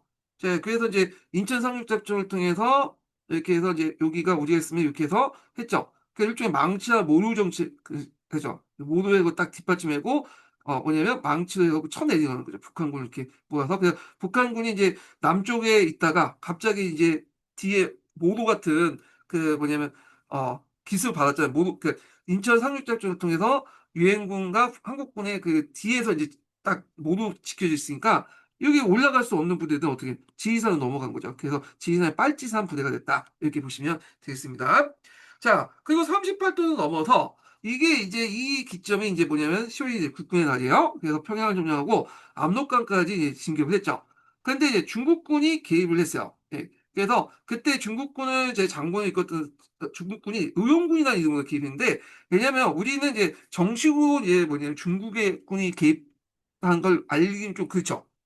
그러니까 의용군이라는 거야. 의용 자발적으로 모집한 부대라는 거야. 근데 실제 중국군이고 그 중에 상당수가 또 뭐냐면 그 국共내전 때 대만군도 있었어요. 그러니까 국민당군이 거기 편입됐고, 국민당군은 이제 억지로 끌려오는 거잖아요. 그래가지고 나중에 이제 많이 항복했죠. 그래서 대만으로 이렇게 많이 가고 그랬는데, 자, 하여튼 그때 그 중국군을 이끌었던 사람이 그 펑더아이라는 사람이 있어요. 그래서 이 사람이 이제 의용군, 인민지원군이라는 이름으로 이제 뭐냐면 참전했는데, 참전 결과 마오쩌둥의 아들 중에 마오왕이라는 게 있는데 이 사람이 전사를 했어요. 네. 그래서 보니까 이 사람이 일단 그냥 한번 상징적 차원에서 참여한 것 같은데, 배고프니까 거기 이제 뭐냐면 계란 후라이인가? 그 계란 후라이를 밖에서 이제 해먹다가 그 불빛을 보고 이제 폭격을 맞고 죽었다고 그래요. 예. 그래서 하여튼 이렇게 있는데, 그래서 중국군이 이제 다시 이제 서울을 이제 뺏기고 한강 이남으로 물러났죠. 그래서 이때 일사후퇴 나왔는데 그 과정에서 이제 그 흥남부도에서 대규모 이제 뭐냐면 그 미군이나 뭐냐면 그 한국군이 철수를 했잖아요. 예. 흥남부도 국제시장에 나오죠. 예. 자, 이후 이제 국군과 유해군은 서울에 대처했지만 전쟁은 38도 선에서 교착 상태에 빠졌다. 그래서 이제 서로 간의 고지전을 이제 하는 과정에서 상당히 많은 피를 흘렸고 그 과정에서 후전협정이 일어났다. 이렇게 보시면 돼요. 자, 정전협정을 체결하다. 이렇게 보시면 되겠습니다. 자, 우리는 이제 정전을 후전이라고 읽잖아요. 그러면 여기에서 이제 종전이 아니라 왜 정전일까? 이걸 왜 정전을 후전에 읽어야 되지? 종전이라고 뭐냐면 그 말할 수 없을까? 정전 말 그대로 전쟁을 중단했다는 거죠. 예. 근데 종전은 전쟁이 끝난 게 아니에요. 예. 그래서 잠시 후전하는 거야. 후전. 그래서 종전은 지금은 공식적으로 계속 전쟁이 되고 있는 거야. 잠시 전쟁이 중단돼서 후전하고 있고, 종전협정은 아직 맺지 않았다. 전쟁이 공식으로 끝나지 않았고, 그래서 예전에 이제 그 누구야? 문재인 정권 때 정전협정을 막 체결하자고 요구했는데 김정은이 거부했죠. 그럼 뭐 종이 쪼가리 하나가 중요하냐? 뭐 맞는 말이에요. 예. 김정은은 별로 내가 안 좋긴 했는데 좀 현실적인 반응을 한 거야. 예. 자, 그래서 전쟁이 이제 고착사에 빠지자 소련의 제안으로 정전협정이 시작됐어요. 정전, 그러니까 이게 종전이 아니라 휴전을 의미합니다. 그러나 이제 휴전 설정, 그러니까 이제 군사 분계선을 어떻게 설정할 것이냐. 그다음에 포로 소환 방식에 대한 입장 차이로 정전협정이 2년 동안 계속됐어요. 예. 그래서 정전회담이 진행된 동안 이 동부정선 일대로 그 치열한 전투가 이제 일어났죠. 그 많은 이제 희생자가 발생했고 백마 전투나 백마고지 전투나 뭐 이런 전투들 다 이런 데 있었던 거죠. 그다음에 앞에서 얘기했죠. 이승만 정부는 정전을 반대했어. 북진 통일로 전쟁에 가서 이제 북한을 먹자. 결국엔 뭐냐 해갖고 한 과정에서 방공포를 일방적으로 석방을 하고 그것 때문에 이제 미국, 영국들이 크게 반발하게 됐던 거죠. 결국에 1953년에 정전협정을 만들었다. 네, 체결했는데, 자, 일단 정전협정에서 후전선이 정해졌으며 비무장지대가 이제 설정됐다. 그래서 후전선이 정해진 것이 뭐냐면 이제 그 당시에 고지전 하는 과정에 서로 치고받고 싸웠잖아요. 그래서 거기를 딱 제 지점으로 어떤 특정한 일을 기준으로 해서 아마 1953년 그 7월 28일인가? 그럴 거야. 27일 이제 24시 이후에 이제 딱 그 선이 있죠. 그 선을 기준으로 갖고 했죠. 그래서 예전에 고지전 영화를 보면 1972년 7월 27일 이제 정전했다, 다 전쟁이 끝났다고 생각했는데 막상 이게 단서가 24시간 이후 하니까 또 한 번 대규모 이제 공격을 하잖아요. 예, 요게 이제 사실을 반영하고 있는 거고, 그 다음에 서로 간에 이제 충돌을 막기 위해서 안중추대가 필요하죠. 그래서 이 후전선을 중심으로 이렇게 2km씩 해서 물려나서 요걸 이제 근데 이게 비무장지대 DMZ라고 하죠. 예. 원래 DMZ에서는 이게 군인이 못 들어가게 돼 있어요. 그런데 이제 여기서 이제 실제로 그렇지 못하죠. 곳곳에 지피를 두잖아요. 그래서 지피에 군인들이 들어가서 지키고 있는데, 그래서 이제 여기는 뭐 군인이라는 표시 대신에 뭐 민정경찰에서 경찰 폴리스라는 딱그 해가지고 친구에서 들어가게 되는데, 이거 다 정전협정에 있는 내용이에요. 네. 자, 일단 그렇게 있고, 포로 소환의 자유의사를 존중하겠다. 그래서 이제 요게 제일 문제가 됐죠. 그래서 이제 그 당시 제네바 협정에 따라서 본국 소환의 원칙을 내세웠던 게 북한이나 중국군이고, 그에 반해서 무슨 말이냐, 자유의지 내세웠던 게 유엔군인데 그 자유의지 의사를 존중했다는 거 이렇게 보시면 될 것 같고요. 그 중에 남과 북이 아닌 제3국 가는 사람도 있었어요. 그래서 요걸 이제 모티브로 해가지고 소설했던 강장에 이게 나오죠. 그래서 제가 이제 고등학교 다닐 때 강장 소설을 이제 기억이 남아, 그 내용이. 예. 자, 그다음에 이제 정전에 반대한 이승만 정부는 미국에 한미 상호 방위 조약을 체결 약속받고 정전을 지키라고 발표했다. 그런데 정전협정에 서명을 안 했어요. 네. 그래서 그것 때문에 북한도 지금 너네들 서명도 안 했는데 무슨 종전이냐? 너네들 이제 우리 정전협정 대상자 아니라면서 그런 얘기를 하잖아요. 예. 자, 거기에 보면 이제 흥남 그 철수 작전 기념비가 있죠. 예. 흥남이 여기 있죠. 흥남에 왜 갑자기 이제 했냐면 이게 이제 있어.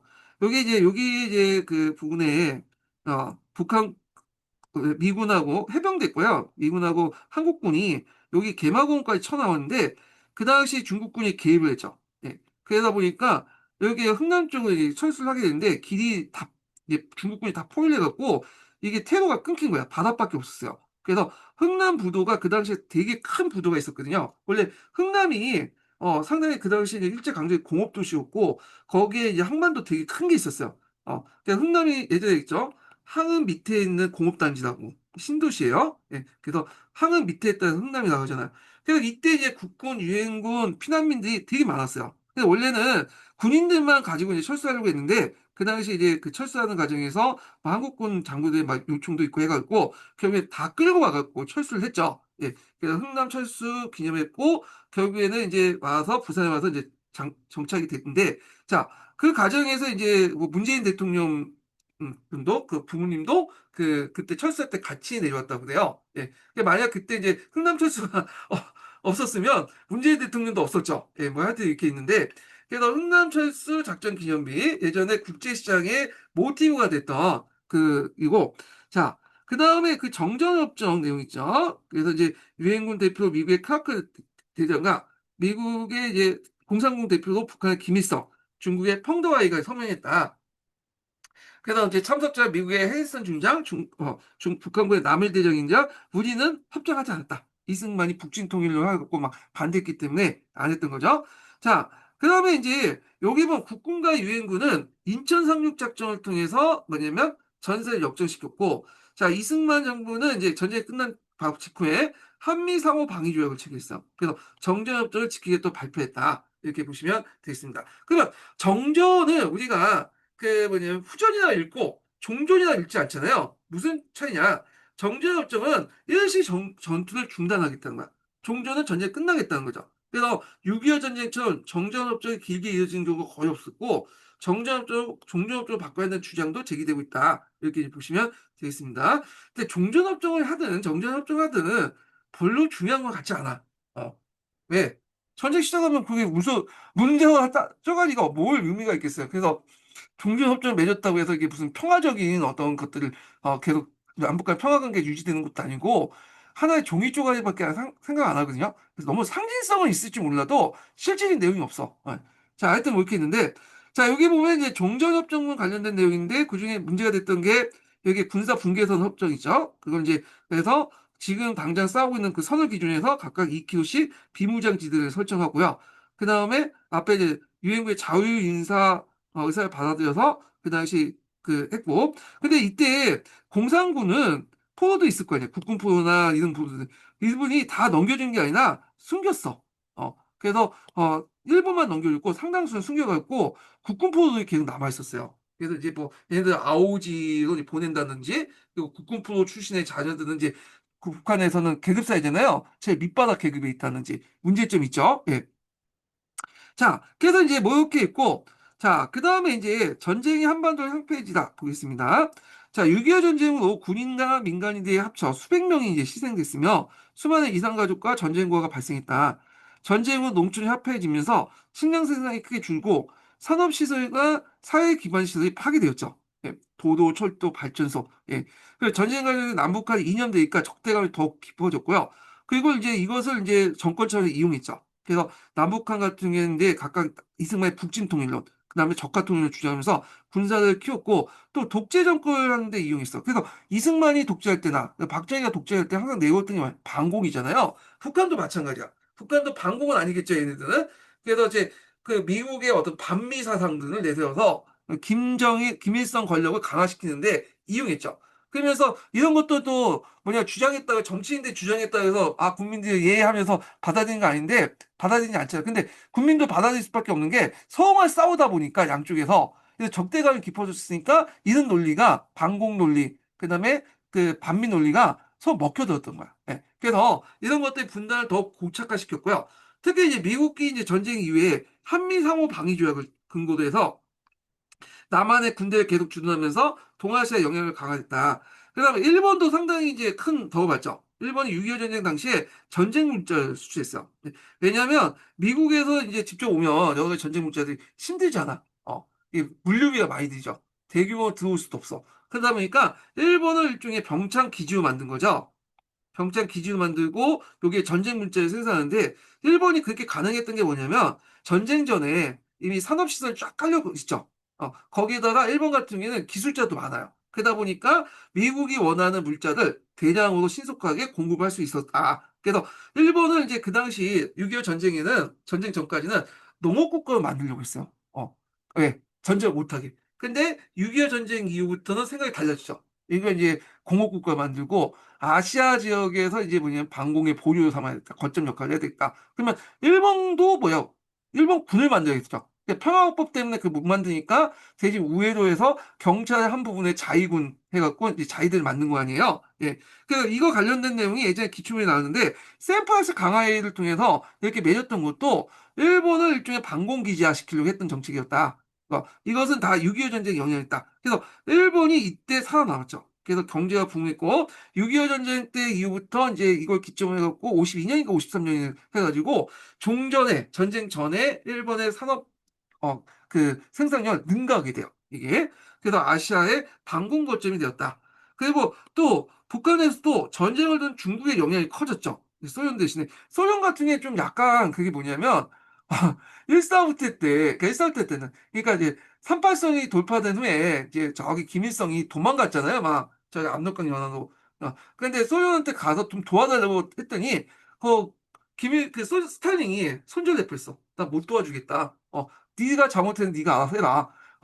그러니까 이제 북한이 이제 중국에 찾아갔던 거죠. 근데 중국은 도와줬잖아. 그러니까 북한 입장할 때는 소련을 믿을 수 없지. 북한은 그래도 자기가 어려울 때 도와준 거잖아요. 예. 자, 그래서 북한의 중국에 대한 영향이 커졌는데 이것도 1950년대 뿐이고 60년대 들어가면 또 중국도 이제 손절해요. 예. 그러면서 등거리 외교 관계 정책을 하게 되거든요. 예. 자, 하여튼 뭐 이렇게 있고 그 옆에 이제 한미 상호 방위 조약이 있어요. 여기 보면 좀 보겠습니다. 1953년에 맞는데 자, 각 당사국은 공통된 위험에 대처해서 각자의 헌법상 소속에 따라 행동할 걸 선언한다. 그다음에 이제 상호적 합의에 의해서 미합 중국의 육군, 해군, 공군이 대한민국 영토 내에 그 부근에 배치되는 권리를 대한민국이 이들 허락하고 미합 중국이 수락된다. 자, 여기에서 이제 좀 3번하고 연결해야 되는데 일단은 4번은 우리가 알 수 있듯이 미군이 한반도에 주둔한다라는 내용이잖아요. 예. 근데 이게 왜 3번하고 연결되어 있냐면 여기 보면 각자의 헌법상 수속에 따라서 행동하기 헌법상 수속은 절차에 따른 거야. 자, 만약에 이게 미국은 이제 공격받지 않겠죠. 이거는 이제 한국을 이제 주도한 거니까. 예. 그래서 한국이 공격받았어. 근데 왜 공격받았냐? 이승만이 예전에 북진통일령을 계속 내세웠잖아요. 그러니까 이승만이 이제 그걸 이제 한미 상호 방위 조약을 믿고 뭐냐면 먼저 칠 수 있잖아. 그럴 경우에 어떻게 했어? 지금 미국은 따라가서 어쩔 수 없이 이 조약에 따라서 참전해야 되겠죠. 근데 이걸 방지하려고 한 거야. 미국 입장일 때 최대한 전쟁을 안 하려고 하겠죠. 왜냐면 전쟁하면 거기에 피도 많이 흘리고 그리고 재정도 계속 나가야 되잖아요. 그러니까 일종의 이제 한미 상호 방위 조약을 맺어서 북한의 남침을 예방하기 위해서 이제 이걸 맺은 건데 이승만이 그걸 믿고 그냥 북진정 통일령 내세웠고 지가 전쟁을 할 뻔이면 문제가 되니까 요 말은 뭐냐? 이승만의 북진통일령에서 북침하는 경우 우리는 안 도와주겠다는 거야. 그래서 우리가 헌법상 소송은 뭐냐면 철저하면서 이게 북진통일하면 의회에서 비준을 거부할 수 있다는 거죠. 그게 이제 뭐냐면 나토식 방위 체제하고 좀 달라요. 나토 같은 경우에는 한 곳에 공격받을 경우에는 곧바로 자동 참전이죠. 그러니까 이게 자동 참전 규정인데 이건 자동 참전이 없어요. 그러면 이런 자동 참전이 없고 헌법상 수속에 따라 행동할 거라는 식으로 절차 과정을 두면 어떻게 믿냐? 북한이 그럼 헌법상 소속이면 뭐 의회에서 이제 거부권 행사하면 비준 안 해주면 미군 파면 안 했다. 그렇게 믿을 수 있잖아. 그러니까 요 4번 조약을 이제 둔 거죠. 미군을 주둔하겠다는 거야. 미군을 주둔하면 이 후전선 부근에 주둔하면 어떤 역할을 하겠어요? 인계철선 역할을 하겠죠. 인계철선. 그래서 여기 저기 좋을 때 이제 인계철선 아시죠? 크레모인가? 하여튼 거기에 이제 줄로 연결된 것이 인계철선이잖아요. 그러니까 그 과정에서 이제 북한이 남치하는 과정에서 미군을 죽이거나 미국 부대를 군시설을 공격하면 꼭 미군을 공격하는 거와 동일하게 간주해서 곧바로 자동 개입이 되는 거죠. 그래서 이런 인계철선을 이끌기 위해서 이제 후전선에 미군을 쫙 깔아놨는데 이게 이제 미국이 이제 우리나라가 좀 성장하고 또 중국이 이제 미국의 이제 위협 대상이 되니까 전략이 바뀌었죠. 그 인계철선이 폐지되고 그걸 다 평택으로 옮겼죠 지금. 왜냐면 평택이 딱 보면 서해안에서 중국을 공격하기 좋아. 그래서 북침보다는 남침보다는 주로 이제 중국을 견제하는 용도로 주한미군이 성격이 좀 변화된 것 같아. 예. 그러니까 최근에 트럼프가 감에서 주한미국 이제 4천 명 빼서 감으로 옮기겠다는 신문에 나왔잖아요. 물론 지금 미국 정부 부인하긴 했지만 그래도 이런 인계철선의 역할이 많이 없어졌다. 이렇게 보시면 돼요. 그래서 이 나토식 자동 방어, 그러니까 그 나토식 이제 그 집단 안보하고는 좀 저희 다르지만 좀 한 단계 낮지만 나름대로 미국이 우리 도와줬다. 그러니까 미국의 한미 상호 방위 조약 때문에 우리는 이제 좀 상대적으로 군사비를 덜 쓰고 여기에 경제 발전을 할 수 있는 여유가 생긴 거죠. 일본도 마찬가지예요. 그래서 미국이 이제 안전을 보장해주고 대신에 이제 우리가 이제 미국 말 잘 들어주고 그러면서 뭐냐 경제를 키웠다 이렇게 보시면 되겠죠. 예. 자, 그다음에 전쟁 후 사회가 변화되다 이렇게 보겠습니다. 자, 6.25 전쟁 중에 많은 사람들이 전쟁에 피해 고향을 떠났다. 자, 이 과정에서 정통적 총각공동체와 대가족 중심 공동체 해체됐다. 자, 그래서 이게 상당히 문제점이 있죠. 근데 이거는 또 다른 말로 생각하면 이렇게 전선이 왔다 갔다 하면서 기존의 총각공동체가 해체되는 과정에서 기존의 신분제도도 같이 해체됐죠. 그래가지고 모든 사람들이 이제 하향 평준화되고 그 다음에 이제 왔다 갔다 하다 보니까 누가 누군지 모르잖아요, 이제는. 그러다 보니까 자연스럽게 노비와 백정의 차별이 없어졌다는 거야. 6.25 전쟁. 예전까지는 계속 남아있었죠. 노비와 백정이 법제적으로 없어졌다고 해서 간행적으로 계속 남아있었거든요. 사회적 신분으로서. 근데 노비와 백정이 이 과정에서 없어졌다. 이게 뭐 의도하지 않았지만 나름대로 우리가 뭐야 긍정적 효과라고 볼 수가 있겠죠. 자, 또한 미군을 통해서 미국의 대중문화가 이제 바르게 유입됐고요. 기부 및 촉구를 하면서 이때 뭐 크리스마스도 이제 도입됐고 그랬죠. 한편 많은 남성이 전쟁에 끌려 여성의 생계를 책임지면서 가정과 사회에서 이 여성의 어떤 그 역할이 커졌다. 1차 세계대전 때 여성의 역할하고 좀 보시면 될 것 같아요. 비중이 커진 거하고 그래서 요즘에 하도 여성사를 강조하다 보니까 6.25 전쟁에도 이 부분이 너무 있죠. 자, 그래서 이제 여기에 보면 6.25 전쟁이나 집단학살 볼게요. 앞에서 얘기했지만 전선이 왔다 갔다 하면서 서로 간의 증오감을 키우죠. 그리고 양쪽에 부역자들이 생길 수밖에 없고 그 과정에서 이제 뭐냐면 많은 학살이 일어나죠. 그래서 그때 이제 많은 학살 중에 대표적 학살이 뭐냐면 앞에서 얘기한 국민보도연맹 학살, 그다음에 서울대학교 병원 학살. 물론 이건 전선이 왔다 갔다 하는 부역자 학살은 아니지만 일단 이는 학살 중에 하나죠. 자, 그래도 많이 알려진 게 국민보도 학살이 있는데 요거는 앞에서 좀 얘기를 했죠. 예. 근데 이제 우리가 잘 알려지지 않은 게 있어. 서울대학교 병원학사야. 예, 요거는 주로 이제 6.25 전쟁 초창기 때 서울을 점령했던 누가 북한군이 와가지고 거기 남아있는 그냥 뭐냐면 뭐 저항할 수도 없는 부상분들을 뭐냐면 총살을 시키는 거죠. 일반 환자들. 예. 그 내용을 보면 서울대학교 병원에 보면 한 개 소대 규모의 경비병이 병원을 지키고 있었으나 새벽에 적이 시내에 오자 움직일 수 없는 전사장 80명의 성명 불상의 장교가 지휘하여 동병을 뒷산에 올라갔다. 적을 최후까지 저지하고 모두 전사했다. 그리고 남아있는 이들은 저항도 안 하는데 중상장 및 일반 환자들 뒤늦게 이제 침입한 북한군이 와갖고 다 죽였어요. 거기에 있는 이제 중상자 솔직히 군인이라도 저항할 힘이 없으면 죽이지 않는 게 이게 인도적이고 이제 뭐냐면 그 제네바 법정에 맞는 거잖아요. 예. 지킬 선이 있지 전쟁에도. 근데 다 죽이고 거기에 있는 이제 간호사나 그다음 의사도 다 죽여버린 거죠. 예. 자, 그래서 여기에 보면 서울대 병원에 가보면 요 상이 있어요. 예. 그래갖고 이제 있는데 상대적으로 예전에는 국민보도연맹 학살 사건이 좀 뭐냐면 부각되는데 요즘에 요런 것도 북한군이 우리나라에서 학살하고 그런 건데 북한군도 우리나라 와서 얼마나 많은 사람을 죽였어요.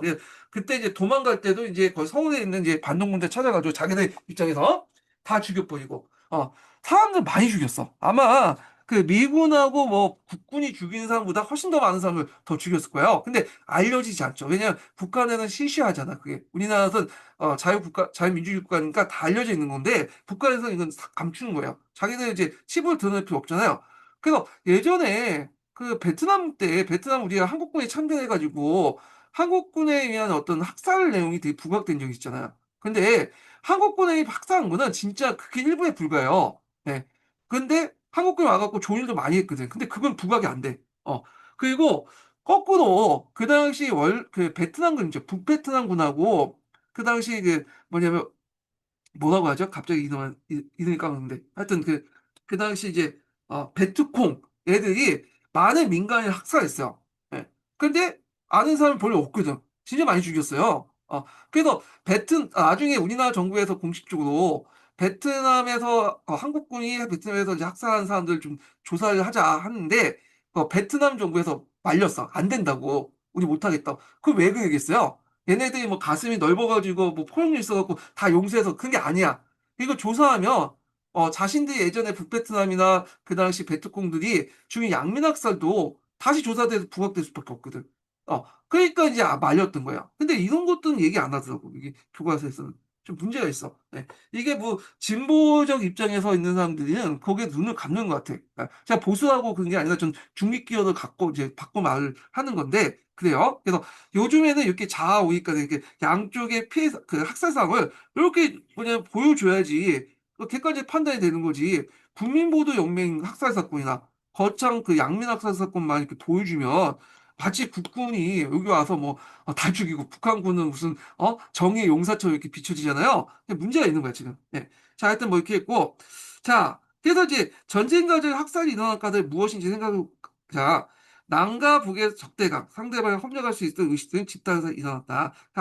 그냥 문제가 있었던 거죠. 그래서 뭐 이렇게 했고, 자, 물론 이런 것들은 시험 문제 나오진 않지만 일단은 한번 이제 좀 해봤습니다. 그래서 시험 문제 나오는 것은 제 생각에는 한미 상호 방위 조약 같은 거 이렇게 나오고 요것도 한번 나올 것 같아요. 국민보도 연맹이라는 뭐냐면 명칭은 나올 것 같아요. 예. 그래서 이제 있고 그 다음에 전쟁의 시간을 살아간 사람들 해서 이제 쭉 있는데 여기 뭐 피난민 관련된 내용 있고 여성들 그 남성들이 정쟁에 끌려가면서 여성들이 생계를 치게 되었다. 이 과정의 가정과 사회에서 여성의 역할이 커졌다. 그래서 여성들인데, 자, 전쟁 고아들. 그 다음에 전쟁 기간 또 학도 오용군도 있었어요. 그래서 지금 뭐 중고등학교 애들이 나가서 열심히 싸웠다. 그러니까 이거 하면 안 되는데 하도 그 당시에는 이제 뭐냐면 뭐 경력이 부족하다 보니까 그렇게 있는데 이게 포항 전투에서 이제 전사한 그 학도병들 그 얘기 있죠. 학도 의용군들 그 어머니에게 보낸 편지인데 시험 문제에 나오진 않겠지만 읽어보세요. 예. 그래서 참 그 나이대가 지금 그 중고등학교 정도밖에 안 됐는데 그 나이에 이게 민족과 국가를 위해서 무슨 일이 아니죠, 제가. 예, 전사를 해가지고 이제 이렇게 사망을 하신 분들은 좀 생각을 하셔야 돼요, 진짜. 예, 그런 분도 있기 때문에 우리가 이제 계속 이렇게 자유롭게 공부를 할 수도 있고, 그러잖아요. 만약에 6.25 전쟁 때 북한이 우리나라를 완전히 먹었으면 우리의 인생 또한 달라질 수밖에 없는 거잖아요. 그러니까 생각을 좀 해보시고요. 예. 그리고 요 포항 전투가 이제 학도위원군이 참여했던 내용이 예전에 그 소재로 해갖고 뭐냐면, 어, 그 영화가 만들어졌거든요. 예, 뭐 이렇게 있다는 거. 자, 그래서 이제 이렇게 해서 한번 그 뭐냐면 동아교과서에 있는 내용을 한번 훑어봤습니다. 예, 읽어봤고요. 자, 그 다음에 이제 볼 게 뭐냐면 여기 그 다음 교과서. 그러니까 이게 무슨 교과서야? 예, 시마스 교과서를 이제 좀 볼게요. 예. 자, 여기 한번. 자, 6.25 전쟁의 배경 보겠습니다. 냉전이 심화되면서 이념과 체제를 달리한 정권이 남과 북에 수입되는 등 한반도의 갈등이 고조되었다. 자, 미국과 소련은 한반도 내에서 군대를 철수했지만 남과 북은 여전히 군사적 경제적 지원을 계속하였다. 자, 이런 가운데 38도선의 부근에서 남북 간의 무력 충돌이 빈번하게 일어났고 북한은 소련으로부터 군사적 지원을 받았고 중국의 내전에 참여한 조선의용군 5만 명을 인민군에 편입시켰죠. 그리고 남한의 이승만 정부는 북군을 창설했으며 국방력을 강화했다. 그러나 병력 규모와 무기 등의 측면에서 볼 때 북한에 비해 부족했고요. 미국이 의도적으로 지원 안 한 것도 있어요. 예, 소련은 적극적으로 지원했지만. 자, 1950년 1월 미국이 태평양제 방위선에서 항공을 제외하자 에치슨 선언이죠. 북한은 미국이 한반도 전쟁에 개입하지 않을 걸 판단하고 전쟁 준비에 박차가 했다. 그래서 소련도 김일성의 남친 계획을 승인했고 처음에는 반대했지만 상황을 보니까 승인한 게 낫겠다. 네, 승산이 있겠다 해서 승인했죠. 중국도 이에 동의했다. 자, 근데 이 스탈린이 상당히 뭐냐면 그 뭐라 할까 능구용인 게 남침을 승인했다고 말하진 않았어요. 어, 그래서 한번 상의해봐라 하시고 둘러서 얘기했어. 예, 소련은. 그래서 하여튼 이렇게 했는데, 자, 그래서 이제 그 보충 자료를 볼게요. 레치스는 스탈린과 마오쩌둥의 영토제 야심을 막고자 태평양에서 미국 극동방위선언을 알료산 열도, 일본 오키나와, 타이완을 필리핀에 연결하는 이른바 에치스 라인을 한다고 선언했다. 그 결과 한국, 타이완, 인도차이나 반도, 인도네시아 등이 미국의 방위선에 제외됐다. 이렇게 보시면 되겠습니다. 자, 여기에 보면 이제 1950년 6월 25일 북한군의 기습 남chu가 전쟁에 발발하여 서울이 3일 만에 이제 함락됐고요.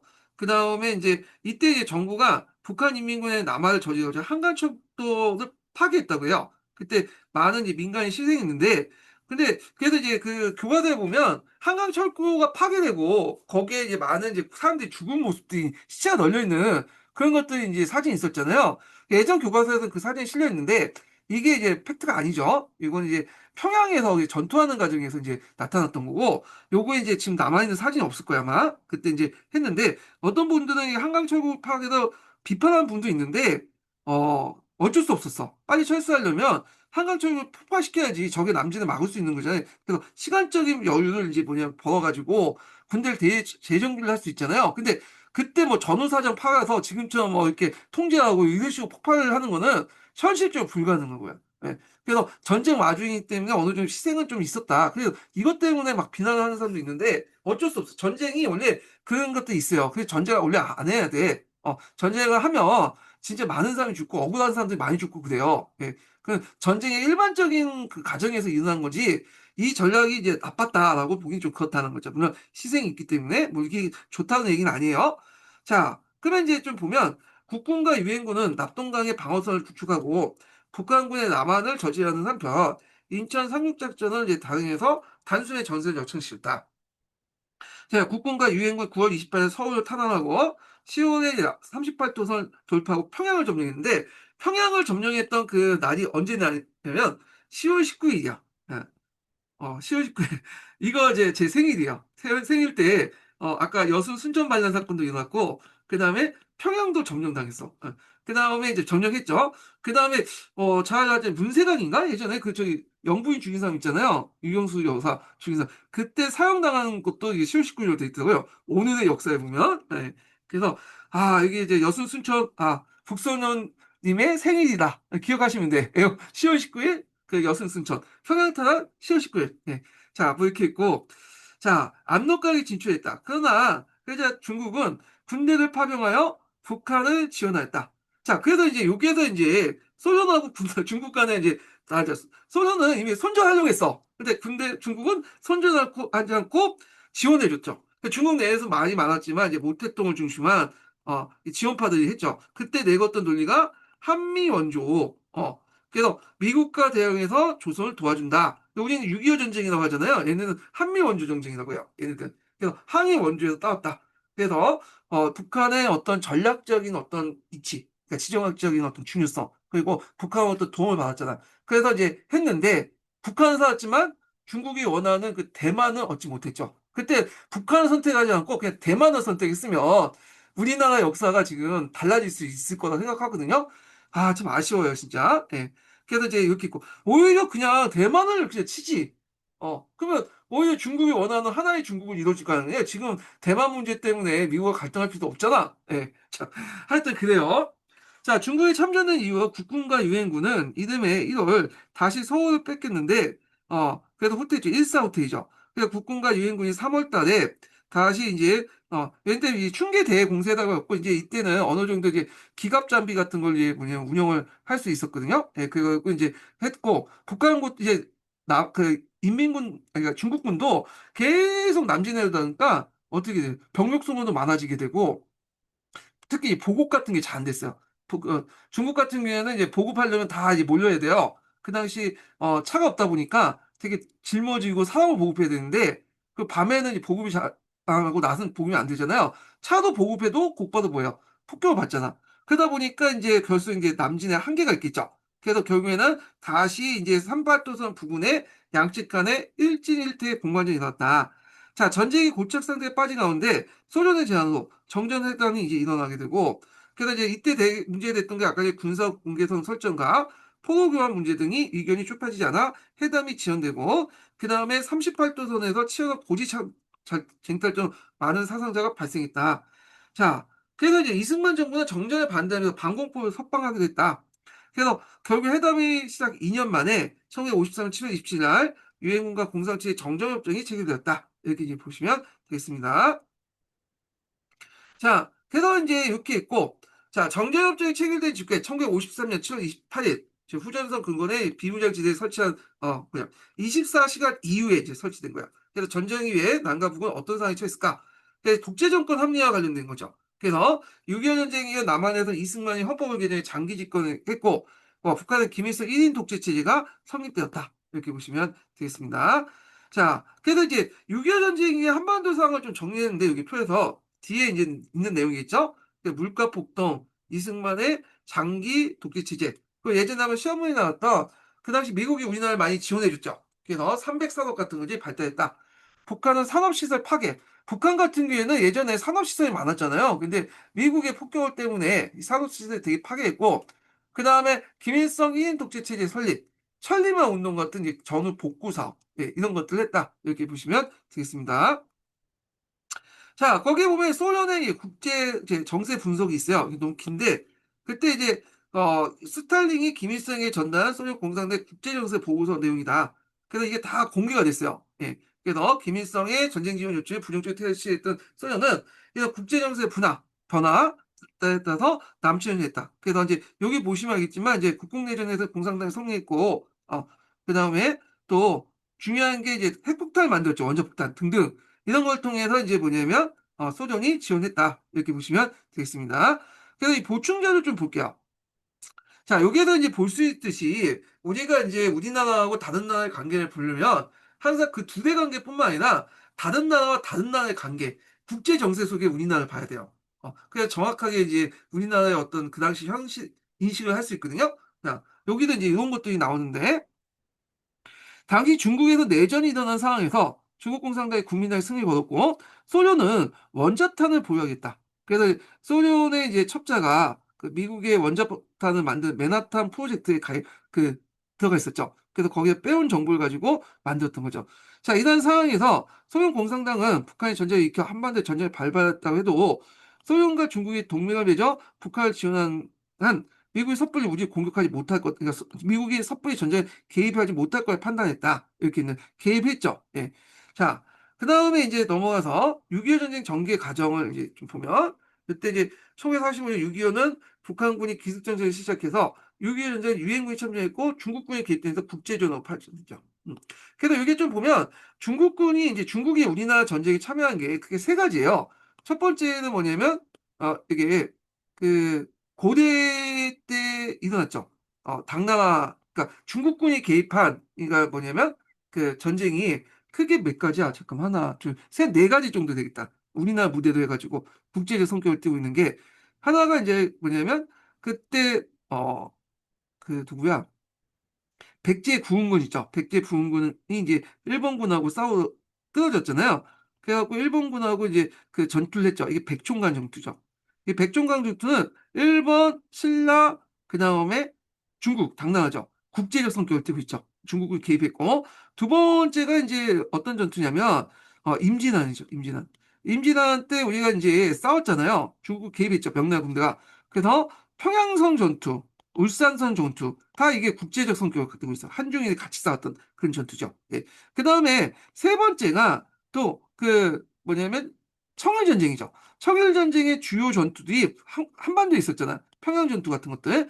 여기는 우리가 빠지겠지만 중국이 일본하고 싸웠던 한반도와 둘러싸고 있던 국제적 전쟁 성격이고 마지막으로 이제 네 번째가 6.25 전쟁이야. 얘들은 이제 한미 원조 전쟁이라고 하죠. 이렇게. 그러니까 네 번의 전쟁이 이제 뭐냐면 일종의 중국군이 개입한 국제적 성격을 띠고 있다. 이렇게 이제 보시면 되겠습니다. 그 중에 6.25 전쟁이 최근에 이제 개입한 중국군의 전쟁이다. 이렇게 보시면 되고요. 자, 그래서 6.25 전쟁은 동족 상장의 비극뿐만 아니라 냉전 시대에 나타난 최대 국제전이었다. 이렇게 보시면 되고요. 자, 그 다음에 이제 여기 보면 이제 뭐 전선의 변화 같은 것들을 정리를 했죠. 예. 자, 그 다음에 이제 여기 보면 얘를 이제 본데 무슨 얘야 이게?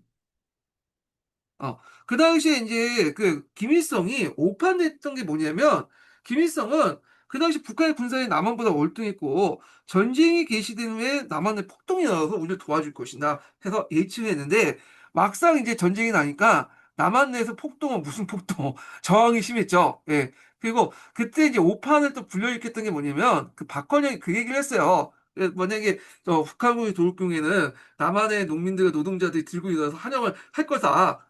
쉽게 점령할 것이다. 그렇게 했는데 안 됐죠. 남한 내 특히 이제 그 당시에는 농민들이 많았잖아요. 대다수가 농민이었는데 앞에 이제 토지 개혁을 하는 과정에서 자기 토지를 가졌던 사람도 많고 물론 본격적으로 토지 개혁은 이제 하기 전이지만 그리고 토지 개혁 후에 자기가 이제 토지를 가질 수 있다는 그 희망을 가지고 있는 사람들이 많았기 때문에 이제 점점 뭐냐면 북한에 대한 인식이 그러니까 남한에 대한 그 체제 보수파들이 형성할 수밖에 없죠. 예, 자기 걸 가진 사람들. 예. 그래서 이제 하여튼 뭐 그런 것들 때문에 이제 했다. 이렇게 보시면 될 것 같고요. 자, 그 다음에 그 문제를 풀어보겠습니다.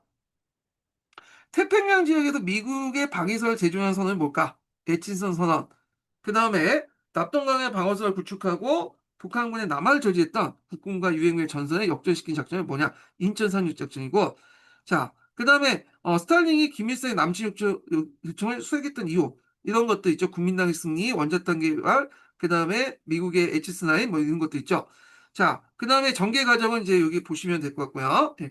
그래서 여기는 이제 보시면 지도를 4개로 했고 나눠가지고 전선별로 이렇게 정리했거든요. 이게 어디에서 나오냐? 녹색책에도 나와요. 녹색책에 보면 역사 지도 관련된 예시문 관련돼서 지도를 이렇게 한 장에 모든 걸 다 담아낼 수 있죠. 그래서 6.25 전쟁도 한 장에 다 이 전선을 왔다 갔다 하는 표시하고 그러잖아요. 근데 너무 복잡하죠. 예, 이해하기 어렵고 그럴 경우에는 네 장 이렇게 전선별로 해갖고 차례를 제시해라. 그 내용이 있어요. 그래서 역교동 관련돼 갖고 한번 봤고요. 자, 6.25 전쟁의 피해를 보겠습니다. 자, 6.25 전쟁으로 군인과 민간인을 포함해서 수백만 명이 죽거나 부상을 당했다. 또한 수많은 전쟁고와 이산가족들이 생겼고요. 2년 대집했다는 희생도 대규모 발생했고 국군과 경찰의 다수의 국민보도연맹과 보도 수감자들을 처형했죠. 이들은 원래는 다른 데로 이주 그냥 옮겨야 되는데 옮기는 시간이 없잖아 지금. 그러니까 또 있고 파치산 등은 자위과 북한군도 인민재판 통해서 다수의 지주와 자본가들, 군인 경찰가들을 처형했다. 그래서 빨치산 같은 경우는 앞에서 그 여수 순천 사건 때 빨치산이 생겼다고 했죠. 근데 이거는 6.25 전쟁 때 직전에 다 이제 통일됐고, 이때 빨치산은 그 후퇴하는 과정에 후퇴하지 못한 사람들이 지리산의 불건에 이제 모여가지고 이제 했잖아요. 그래서 이제 이때 이제 많은 사람을 죽였다는 거죠.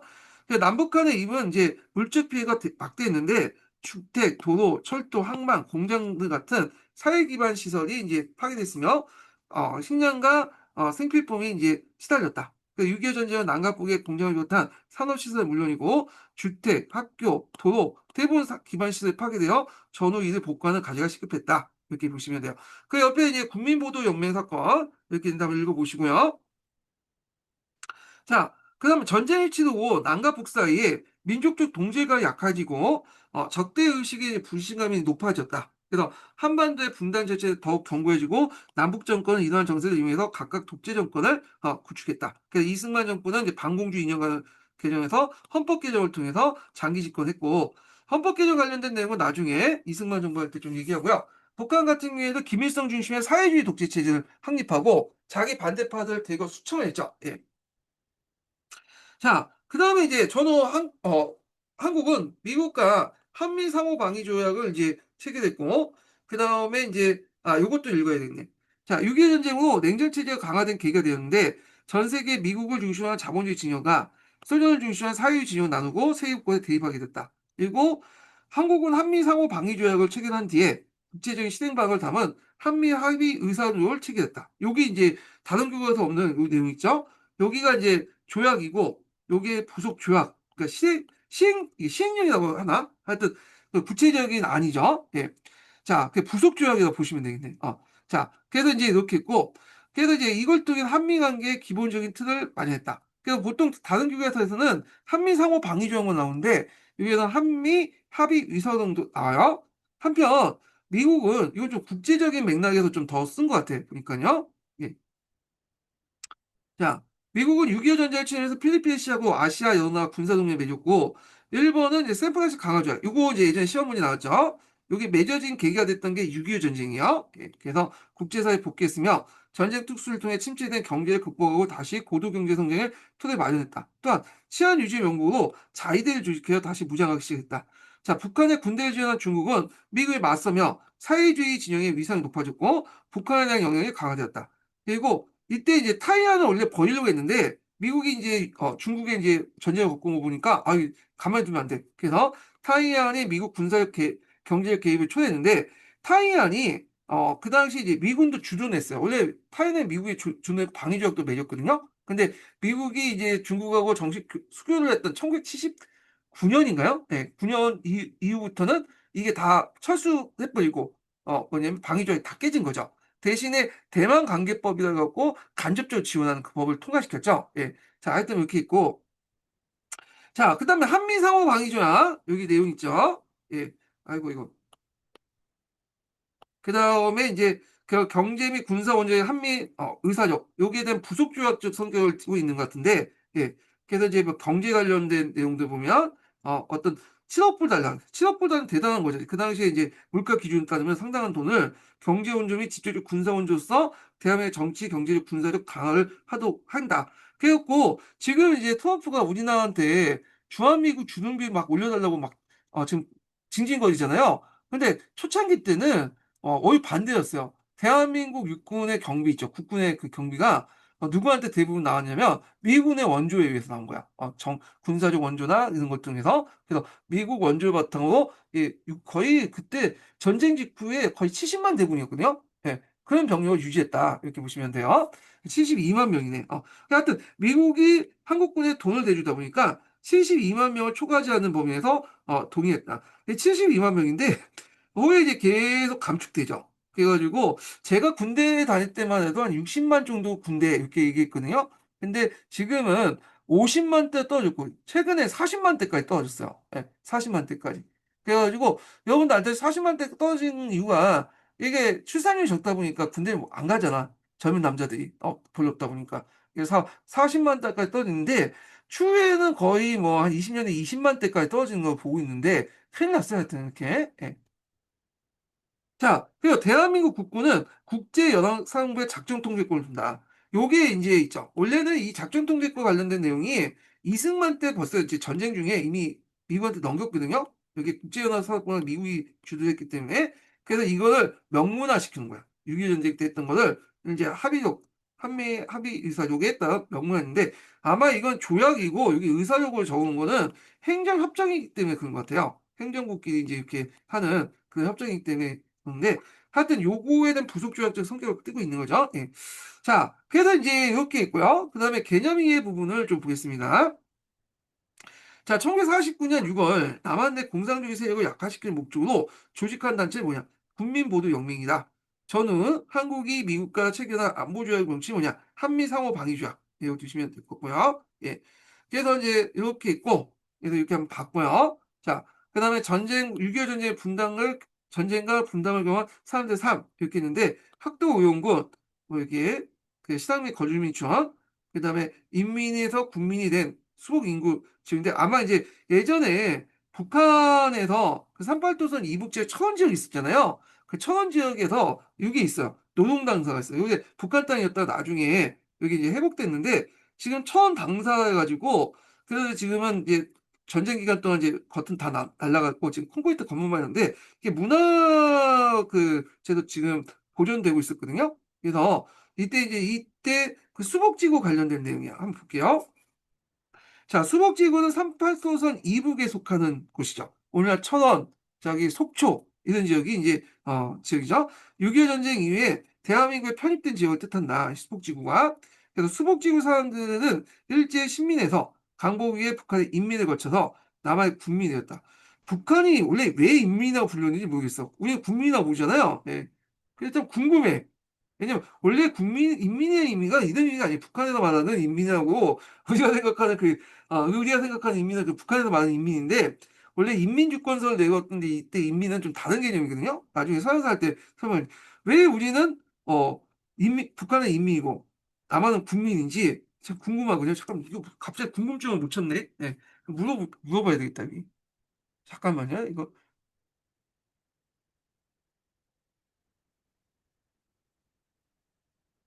북한은 인민이라고 지칭하잖아. 근데 우리는 그 남한은 국민이라고 지칭하잖아. 왜 인민하고 국민의 차이가 뭐야? 그러니까 여기에서 말하는 인민과 국민의 차이는?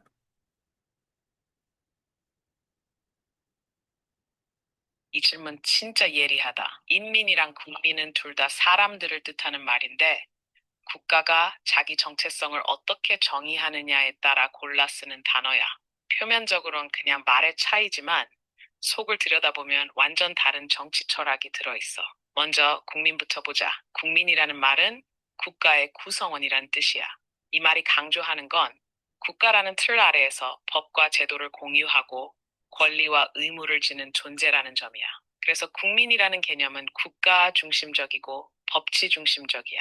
남한은 헌법상 대한민국은 민주공화국이고 주권은 국민에게 있다고 했지. 여기서 말하는 국민은 헌법으로 대표되는 법적 계약에 따라 구성된 시민들이야. 즉, 시민사회 기반의 자유민주주의 국가가 자기 구성원을 부를 때 쓰는 말이 국민이야. 그럼 반대로 인민은 뭐냐? 이건 계급투쟁의 주체로서 사람들을 지칭하는 말이야. 마르크스 레닌주의 전통에서 인민이란 착취받는 다수 대중, 즉 노동자, 농민, 혁명적 민중을 말하지. 북한은 사회주의, 인민민주주의 국가를 자처하는데, 여기서 말하는 인민은 단순한 국가 구성원이 아니라 역사적 사명을 지닌 혁명의 주체야. 인민은 단결하고 노동하고 계급적인 적에 맞서 싸워야 하는 존재야. 그래서 북한 헌법에도 조선민주주의 인민공화국의 모든 권력은 노동자, 농민, 군인, 지식인 등 근로하는 인민에게 있다고 돼 있지. 비유하자면 남한의 국민은 계약서 쓰고 같이 살기로 한 공동체의 시민들. 북한의 인민은 같은 적에 맞서 싸우는 전우 같은 존재인 거야. 하나는 법과 제도로 묶인 사회고, 하나는 계급과 혁명으로 단결한 집단이지. 이제 궁금한 건 이 말들이 예, 잘 들었죠? 설명 잘했죠? 그래서 국민당은 법과 계약을 통해서 하나 묶고 있는 공동체의 시민을 의미한 거고, 인민은 그 지배자에 저항하는 어떤 모든 사람들, 그러니까 노동자, 농민을 중심한 그 사람을 지칭한 게 인민이다. 그 계급적인 성격이 인민에 들어가 있다. 이렇게 얘가 얘기하고 있잖아요. 저도 오늘 처음 알았어요. 예. 왜 이렇게 궁금했어. 왜 북한은 인민하고 우리는 국민하는가. 그래서 그 뒤에 이제 제가 프랑스 대혁명기 때 이제 그 앞부분에 이제 그 사회계약론 있죠. 뭐 인민주권서, 국민주권서 할 때 그 인민과 국민의 의미가 여기는 좀 다른 의미로 이제 맥락에 쓰인 것 같아. 지금은. 예. 그래서 이제 하여튼 이렇게 있고 자, 그래서 그들은 체제 전환이 일어날 때마다 부역자로 몰려 보복이 대상이 되었고 전쟁 후에는 남한 체제의 우월성 홍보는 정부의 강력한 반공 교육을 받았다. 뭐 이렇게 이제 보시면 되겠습니다. 그래서 이런 수복지구가 북한에도 이제 북한 입장에 수복지구가 있었죠. 뭐 개성. 그래서 이 개성민들이 그 북한 정권에서 많은 차별을 받았다고 그래요. 예. 그래서 이제 있는데 요거 뭐 중요한 거 아니니까 그렇게 있고요. 자, 그 다음에 이제 요거 내용은 뭐 각자 보시고 자, 그 다음에 넘어가서 천재교육 관련된 내용을 또 보겠습니다. 예. 요거는 좀 쉬었다가 진행할게요. 군요. 예.